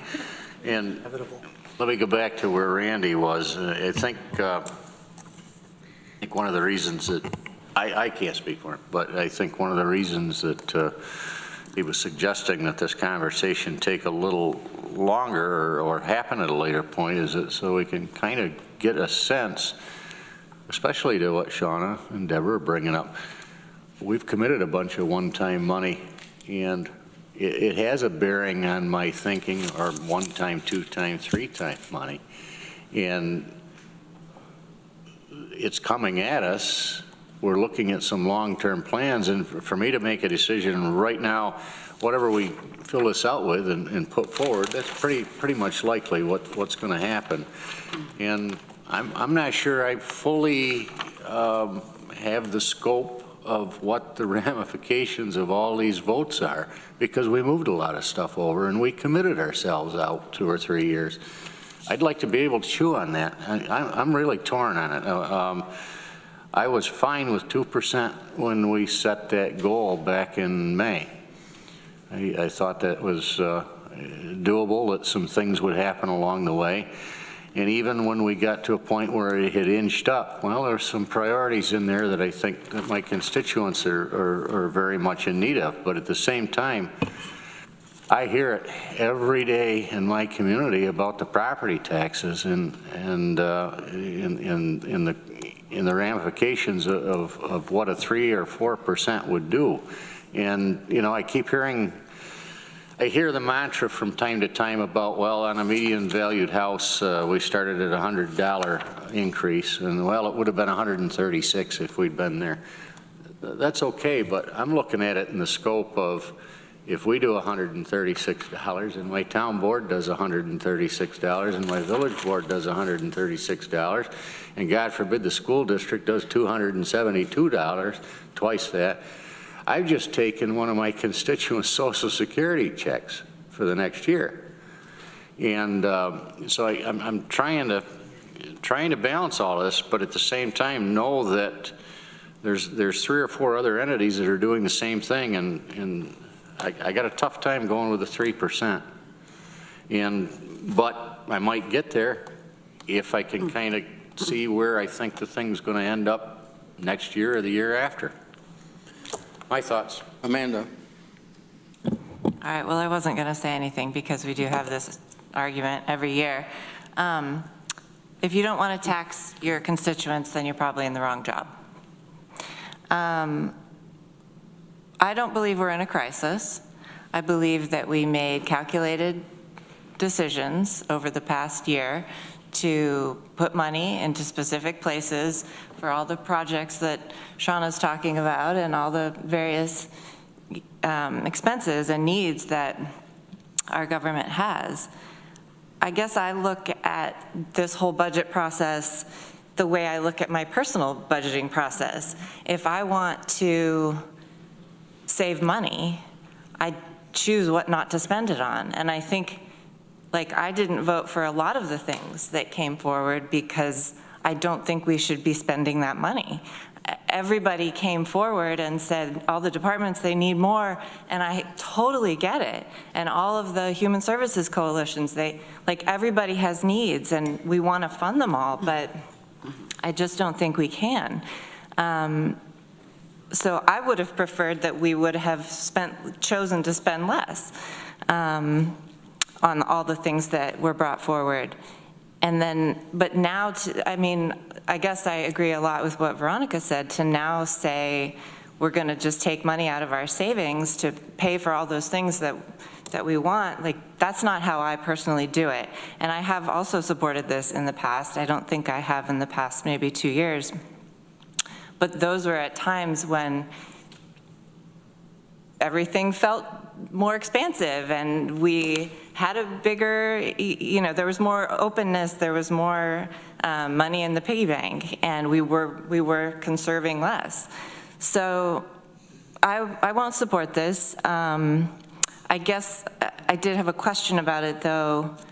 So you're proposing taking 409, blah, blah, blah, to cover that one time. Is that a given? anyway, or does that need to be in this amendment? Because I would support that, but I wouldn't support the tax part.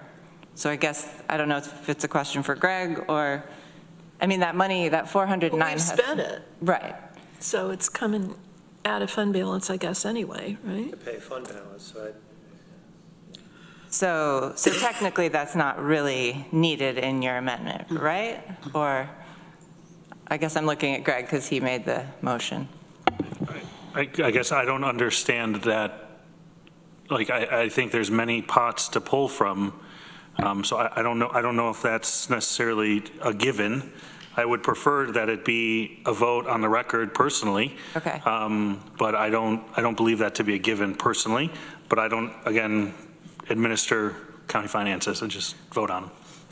Okay, well then I would make a motion to split the amendment. Can I make an amendment to the amendment? Well, you can, yes. I just wondered if we could get the rest of the comments before we do that. I mean, I'd like to make a motion now. We've had a lot of comments. You're allowed to do that. Okay. Point of order, if you don't mind. If we vote against Greg's proposal, right, I don't think we're necessarily voting against the $409,715 that we already spent. Is that correct? Right. Thank you. Okay, so, I mean, that has to come from somewhere. Yeah. Okay, so never mind. I withdraw any of that. All right, I just want to say this. I'm hearing from some of you folks saying you need more time.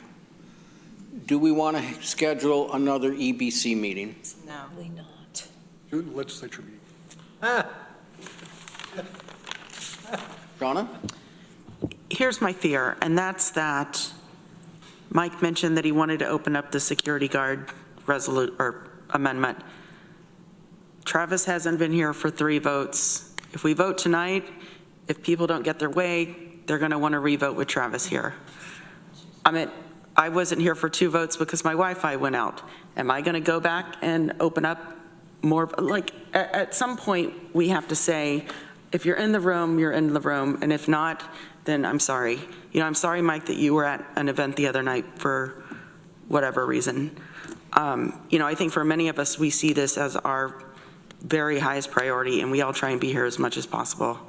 But, you know, at some point, we need to prioritize this process. And I think right now we need to decide if we're going to go forward with voting with it with one colleague who's not in the room, with the understanding that we're probably going to redo it if he comes back, if people don't get the vote that they want. So, you know, for me personally, I don't want to waste my time if that's the route that we're going to take. So you're saying you're not in favor of having another meeting?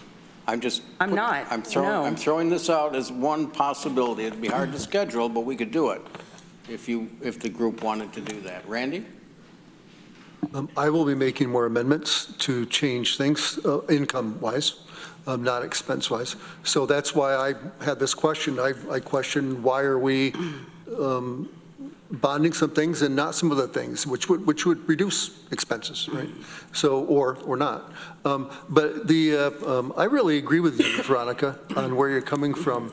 I think that we set the tone with this, and I think I've heard 30 times this is the worst budget year in our lifetime. So I don't think that's possible. But I see where your comments, I see where we could spend money like crazy, right? The homeless shelter, all these things are going on. So I get that. But we set the tone, and that tone was that we're poor church mice, and don't request anything. And when you do that, any creativity for any of our departments, any of the creativity for any of the nonprofits we work with goes out the window. And I think that's just a big mistake. And when we talk about employee morale, I can't imagine that this whole budget process helped employee morale at all. So, and I'm not saying we should grant everything for everybody. We shouldn't. But we should give people the opportunity, you know what, if we just tried this, right? But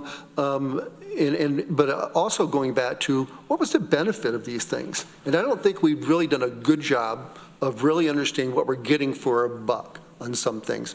And that would include Cornell Crop Extension.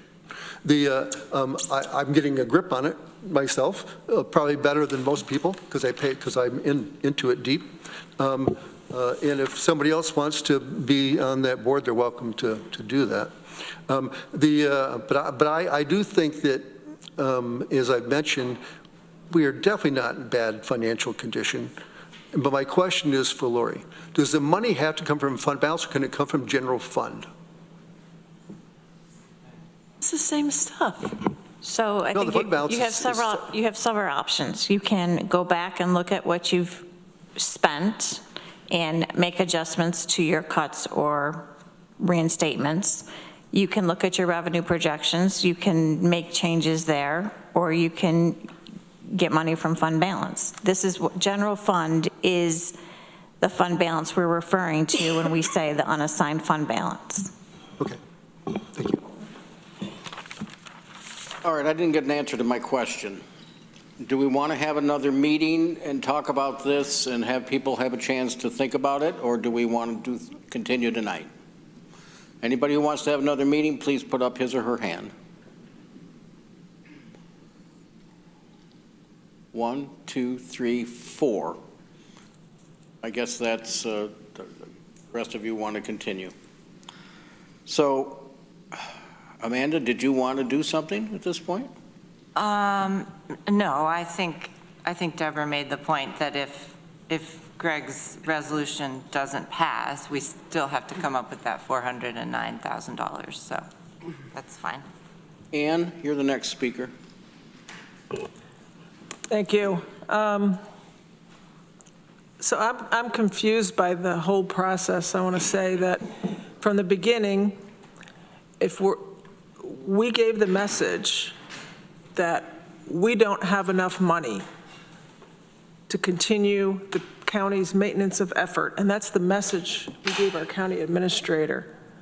And so if we didn't have the money then, all of a sudden we have the money, but yet we're not using that for our departments. I mean, we're not funding parts or parts thereof, highway machinery, travel training, mileage reimbursement, programming, staffing, capital projects, maintenance of our buildings, community agency partners. Our green facilities program was gutted until we voted one portion back in tonight.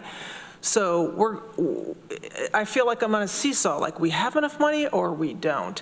And I agree with our staff. I believe our staff, I trust our staff that we can't keep going. We heard it several times from our staff that I totally trust and I believe they are the experts in this. This is the one thing that we shouldn't be doing, is taking money at the very end from fund balance and to me, it's artificially lowering our tax rate.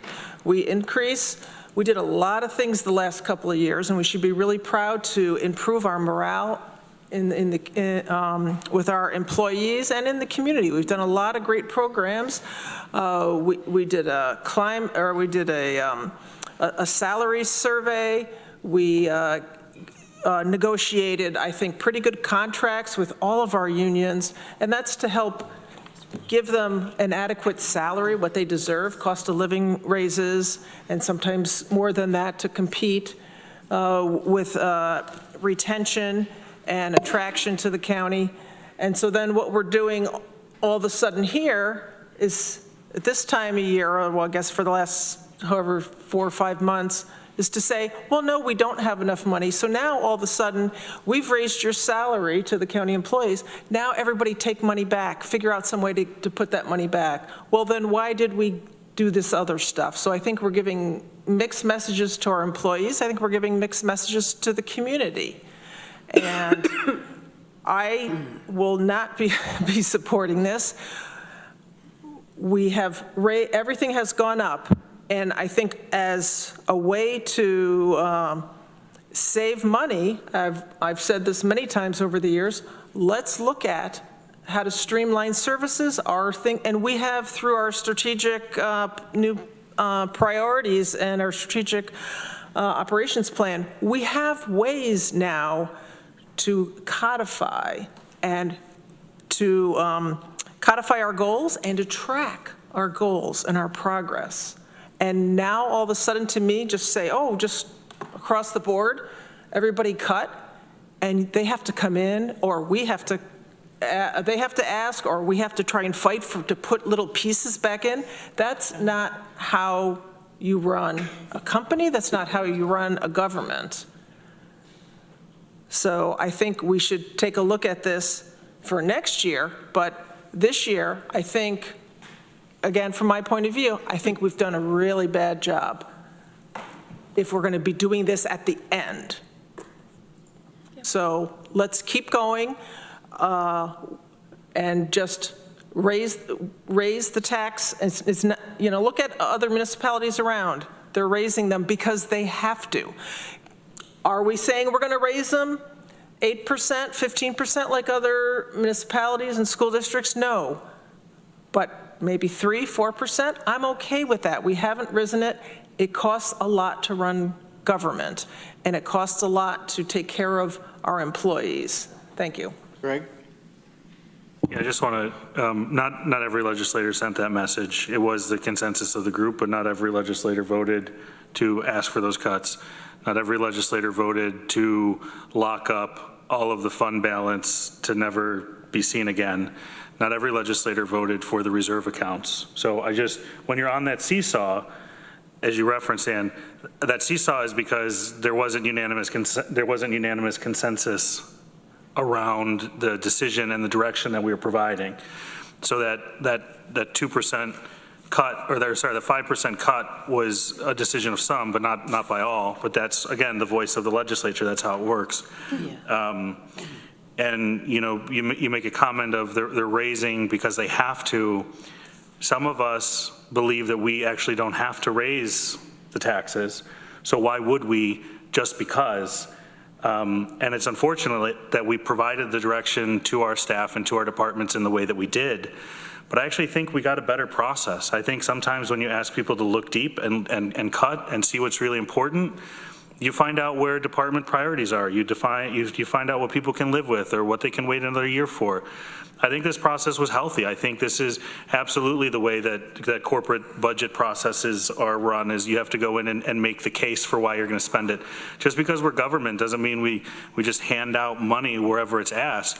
There's a process, and we should scrutinize every dollar. So I'm getting the sense that this is not going to pass, but I think we should at some point take a vote, and I'd like a roll call when we do. We could certainly have that if we get to a vote. Rich?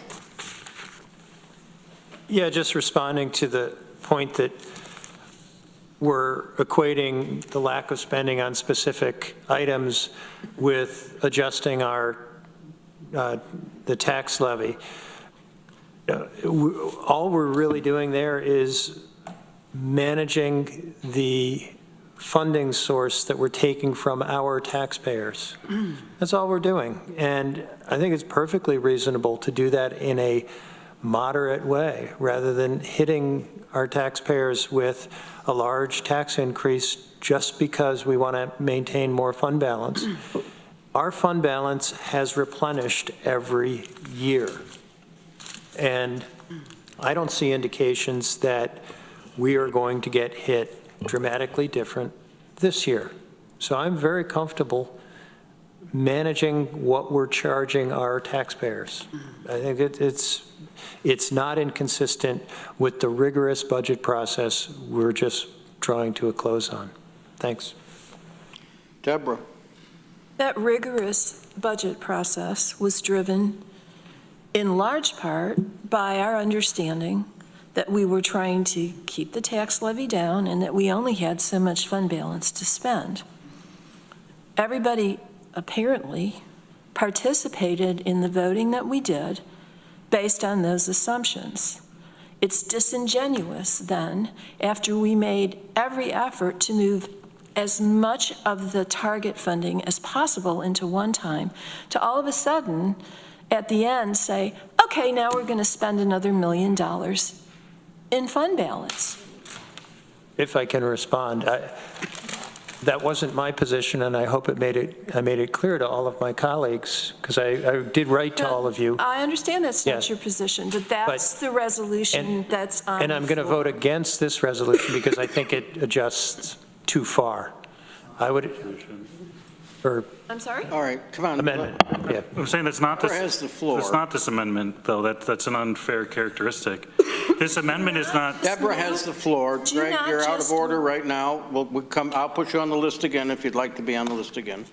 Did you not just move $1,478,617 from fund balance, $409,715 of which is to pay for the one-time legislative amendments that passed, and then another $1,068,902 is going to reduce the tax levy? Is that not the substance of your motion?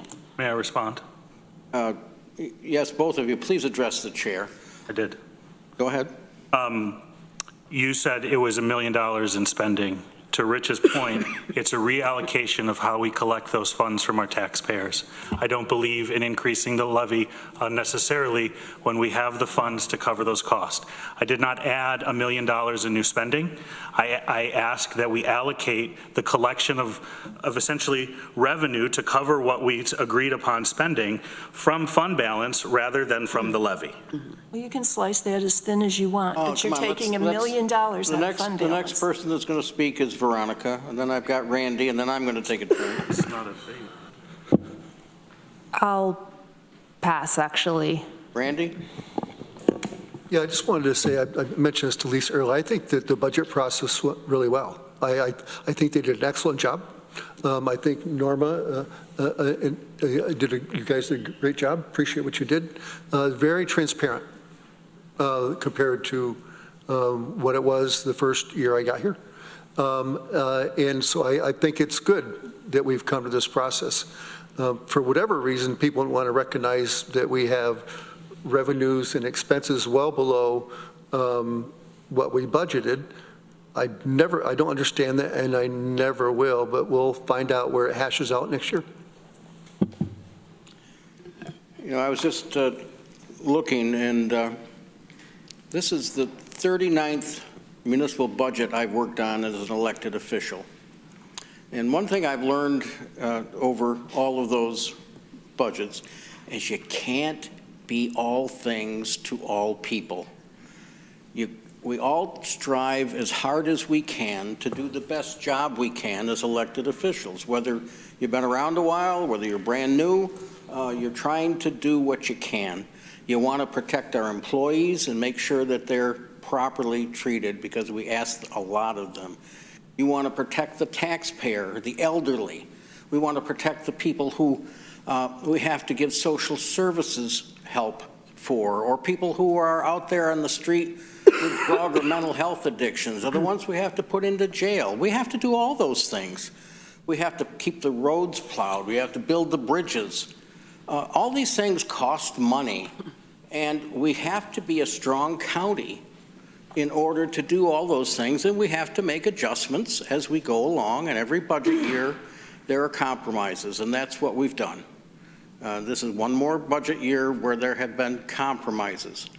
The fund balance is something that we must protect, and I don't think we should look badly on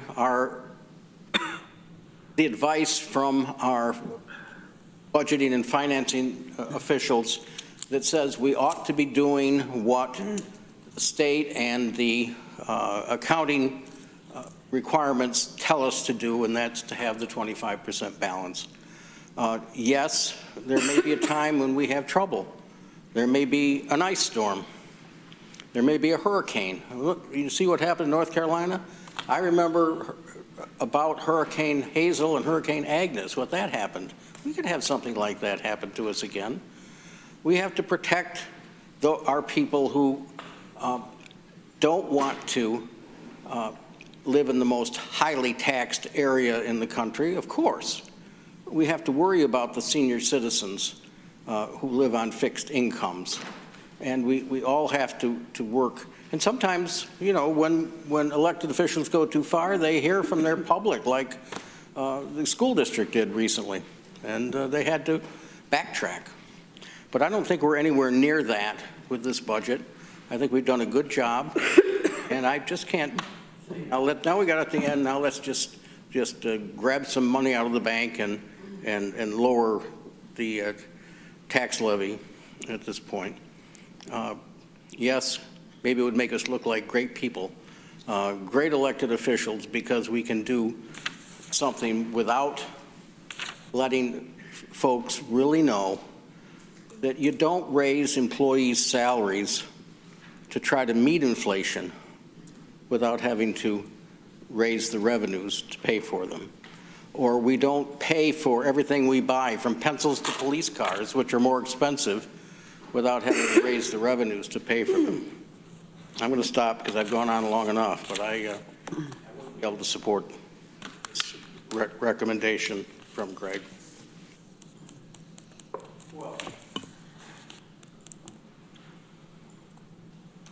All right. Veronica, go ahead. Just in case there's nothing after this, I was going through some of our unfunded OTRs. From this sheet, I ignored the capital program because I don't understand where all that money comes from, and I cut out a couple things that I'm pretty sure people are not into. And I have a list of, I won't read it, but a list of 20 OTRs that could be one time. Most of them were originally. Collectively, those add up to 782,000 and change, which, if funding that in tax levy, would add $21 to the tax payment for a median priced home, which I wouldn't mind paying an extra $21 to a list of these 21 things. If taken from fund balance, then I guess anyone in support of this amendment thinks we have that much available to spend, and I will probably be bringing future amendments at some point, maybe pending whatever comes of Randy digging in the financials. But I also think this kind of a thing, this like end of the process fund balance tax levy move, does really, if it's going to happen, it should be at the end of the process, and we are not there yet, unfortunately. All right. I'm going to ask Katrina to restate what we think is the motion. Mezzi moved to remove $1,478,617 from fund balance and apply $409,715 to one-time funding and $1,068,902 applied towards tax levy, which is a 2% decrease. Greg, we got it right? 100%. Okay. All right. Mike? I feel like everybody else talked. I should say something. Well, you don't have to. I think I do. I wanted to do this later, but listen, I don't know what everybody else experienced this year, but my experience was different, I guess. I mean, I had people on Collins Road who saw their assessment go from $200,000 to $300,000 in the blink of an eye, and they didn't really know what they were going to do. I mean, it has not fallen on deaf ears, at least for me, or I think for any of you, really, that the assessments really were high. They went up quite a bit, maybe not high, but they did go up quite a bit. I do not blame, obviously, our assessment office for that. We have a very strong housing market. With that in mind, though, people can't sell their garages to pay their property taxes. I look at this just differently, I guess. We were able to keep the budget lower, which then provides more money in our fund balance that is now available to return to taxpayers. And the reason I want to see that done is because they have struggled this year, and struggled to the point where I've never seen an Ithaca City school budget be defeated. I've certainly never seen one be defeated 70% to 30%. I mean, that I was astonished that many people actually came out for a school budget, and that it was just defeated by such a wide margin. And Newfield as well defeated their school budget. And I just take that as a message. And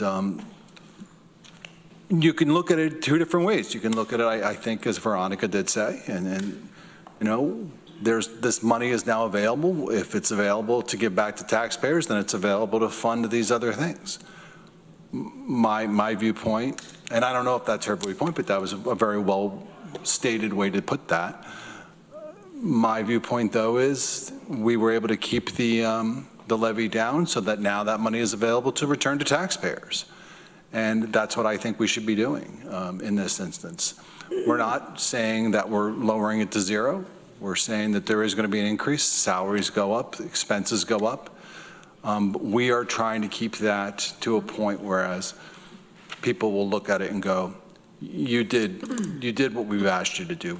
And that's why I think the second school budget actually for Ithaca passed, because people looked at it and said, I'm not happy with the increase, but at least now you've heard me and you've understood what I've been talking about. And I think that's what we need to do here at the county legislature. So that's why I'll be voting for Greg's amendment here. I'd like to get to a vote. Amanda? I just have one sentence. Assessment is not taxes. Which raises the question, what exactly would that 3.29% do Deborah, to the rate? Are you asking a question of whom? Anyone from budget, what does that 3.29% represent in terms of an increase or a decrease in the tax rate? The rate is going down. Every single version of the budget we've considered from start to finish has the rate going down. But a 3.29% means because the additional assessments tax. have gone up. Exactly. Well, that's why we weren't talking about assessments mostly. Sorry. Assessments aren't taxes. So they're part of the equation. Okay. All right. Are we going to go to a vote? Yes. On Greg's resolution, have a roll call. Shauna Black. No. Randy Brown. Yes. Amanda Champion. No. Susan Curry. No. Deborah Dawson. No. Rich. No. Dan Klein. Yes. Ann Corman. No. Mike Lane. No? Greg Mezzi. Yes. Veronica Pillar. No. Lee Shirtliff. Yes. Mike Sigler. Yes.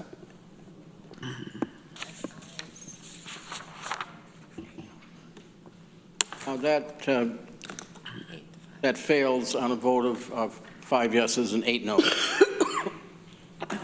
All right, where are we? Time to go home. Are we going to pass this resolution? Can we do that? Anybody have the figures filled in yet?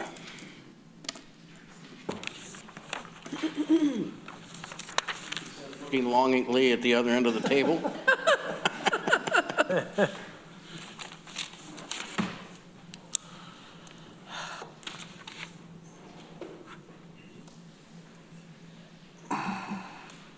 You want to take a 5-minute break while they're working on that? Yeah. All right, let's take 5 minutes. What's going to happen? What are we voting on? This resolution, they're filling in the blanks, then we would vote on it. Get a copy of it? Go, Rich. If we have 5 minutes, if I could ask my colleagues, would there be appetite to expend roughly $155,000, which would take the rate to 3%? Well, we're taking a Can you 5-minute say break that? right now. Say that again? Oh, he's talking about, Did you guys hear no. Approximately, yeah. that we, instead of When they're ready. tell me. Greg's resolution or amendment,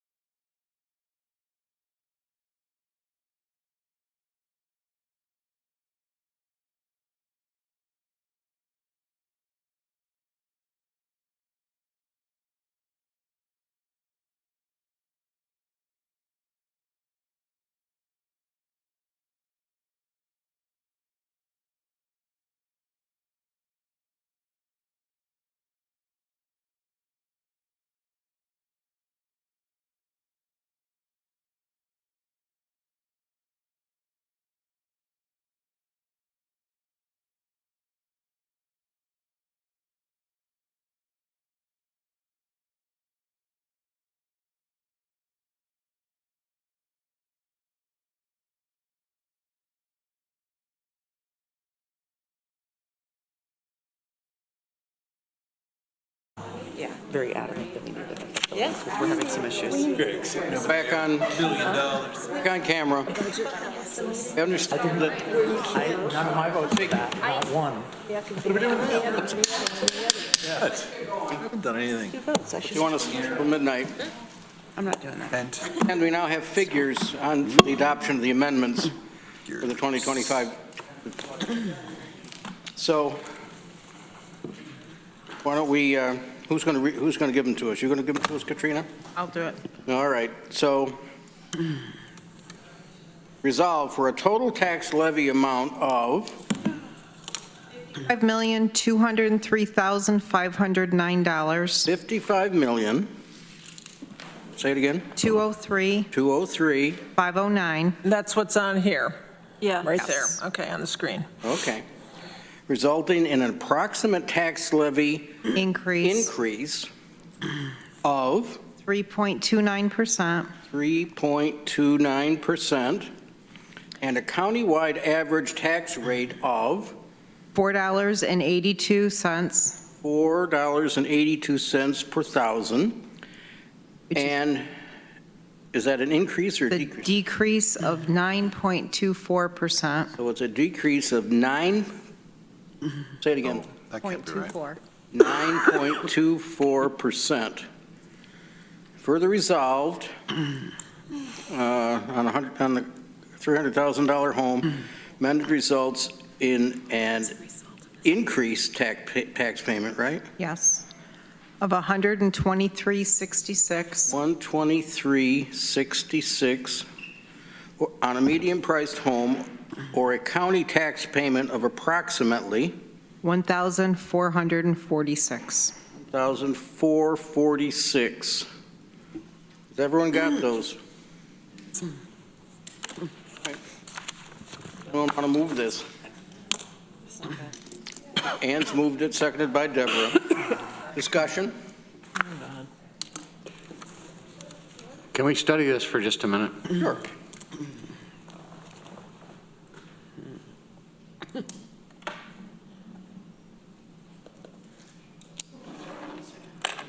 That's your calculator. 123.66. Mike, this second to last figure, the 123.66, that Yes. was the increase on the median, Yeah, Value which home. is a that was $300,000. increasing the yearly payment, okay. That, or would I take it out of the?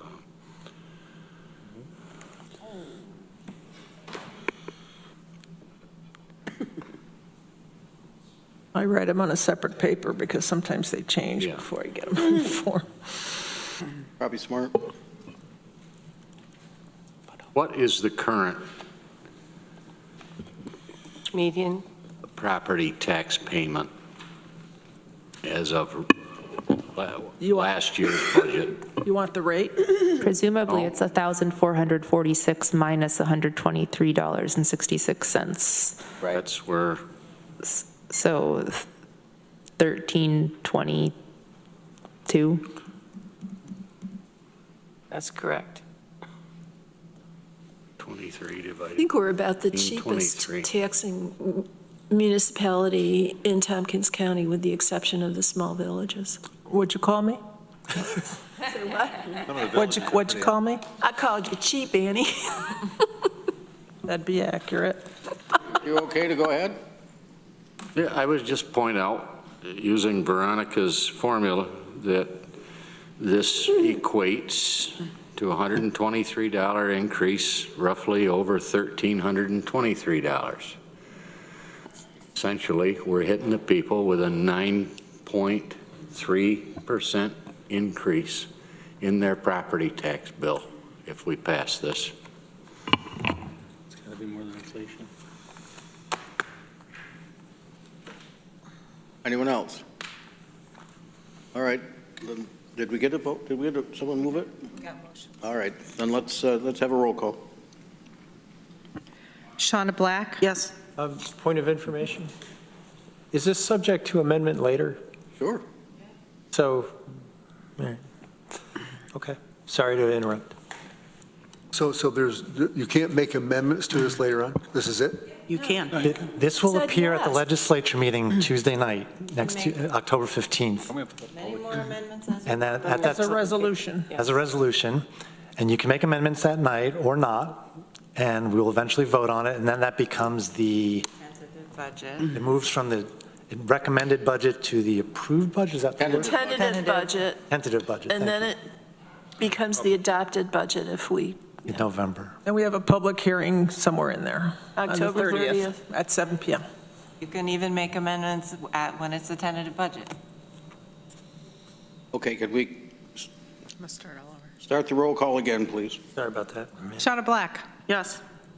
Randy Brown. No. Amanda Champion. Yes. Susan Curry. Yes. Deborah Dawson. yes. Rich John. No. Dan Klein. Yes.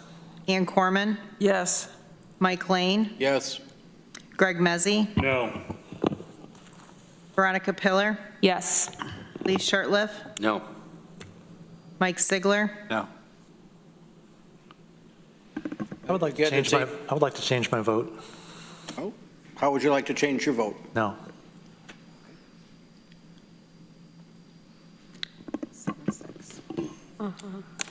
Barely. That passes 7-6. All right. This is the end of our EBC meetings. I want to thank all of you for your wonderful participation in this, and all of our staff particularly, who, with our nonsense here. And we thank you for that. Rob up at the control room, Trina and Brittany here in front. Everybody, Maury's been here. Everybody. No, that's because. Thank you, Mike, for your leadership through it. My best. I adjourn the EBC meeting. My bill went up about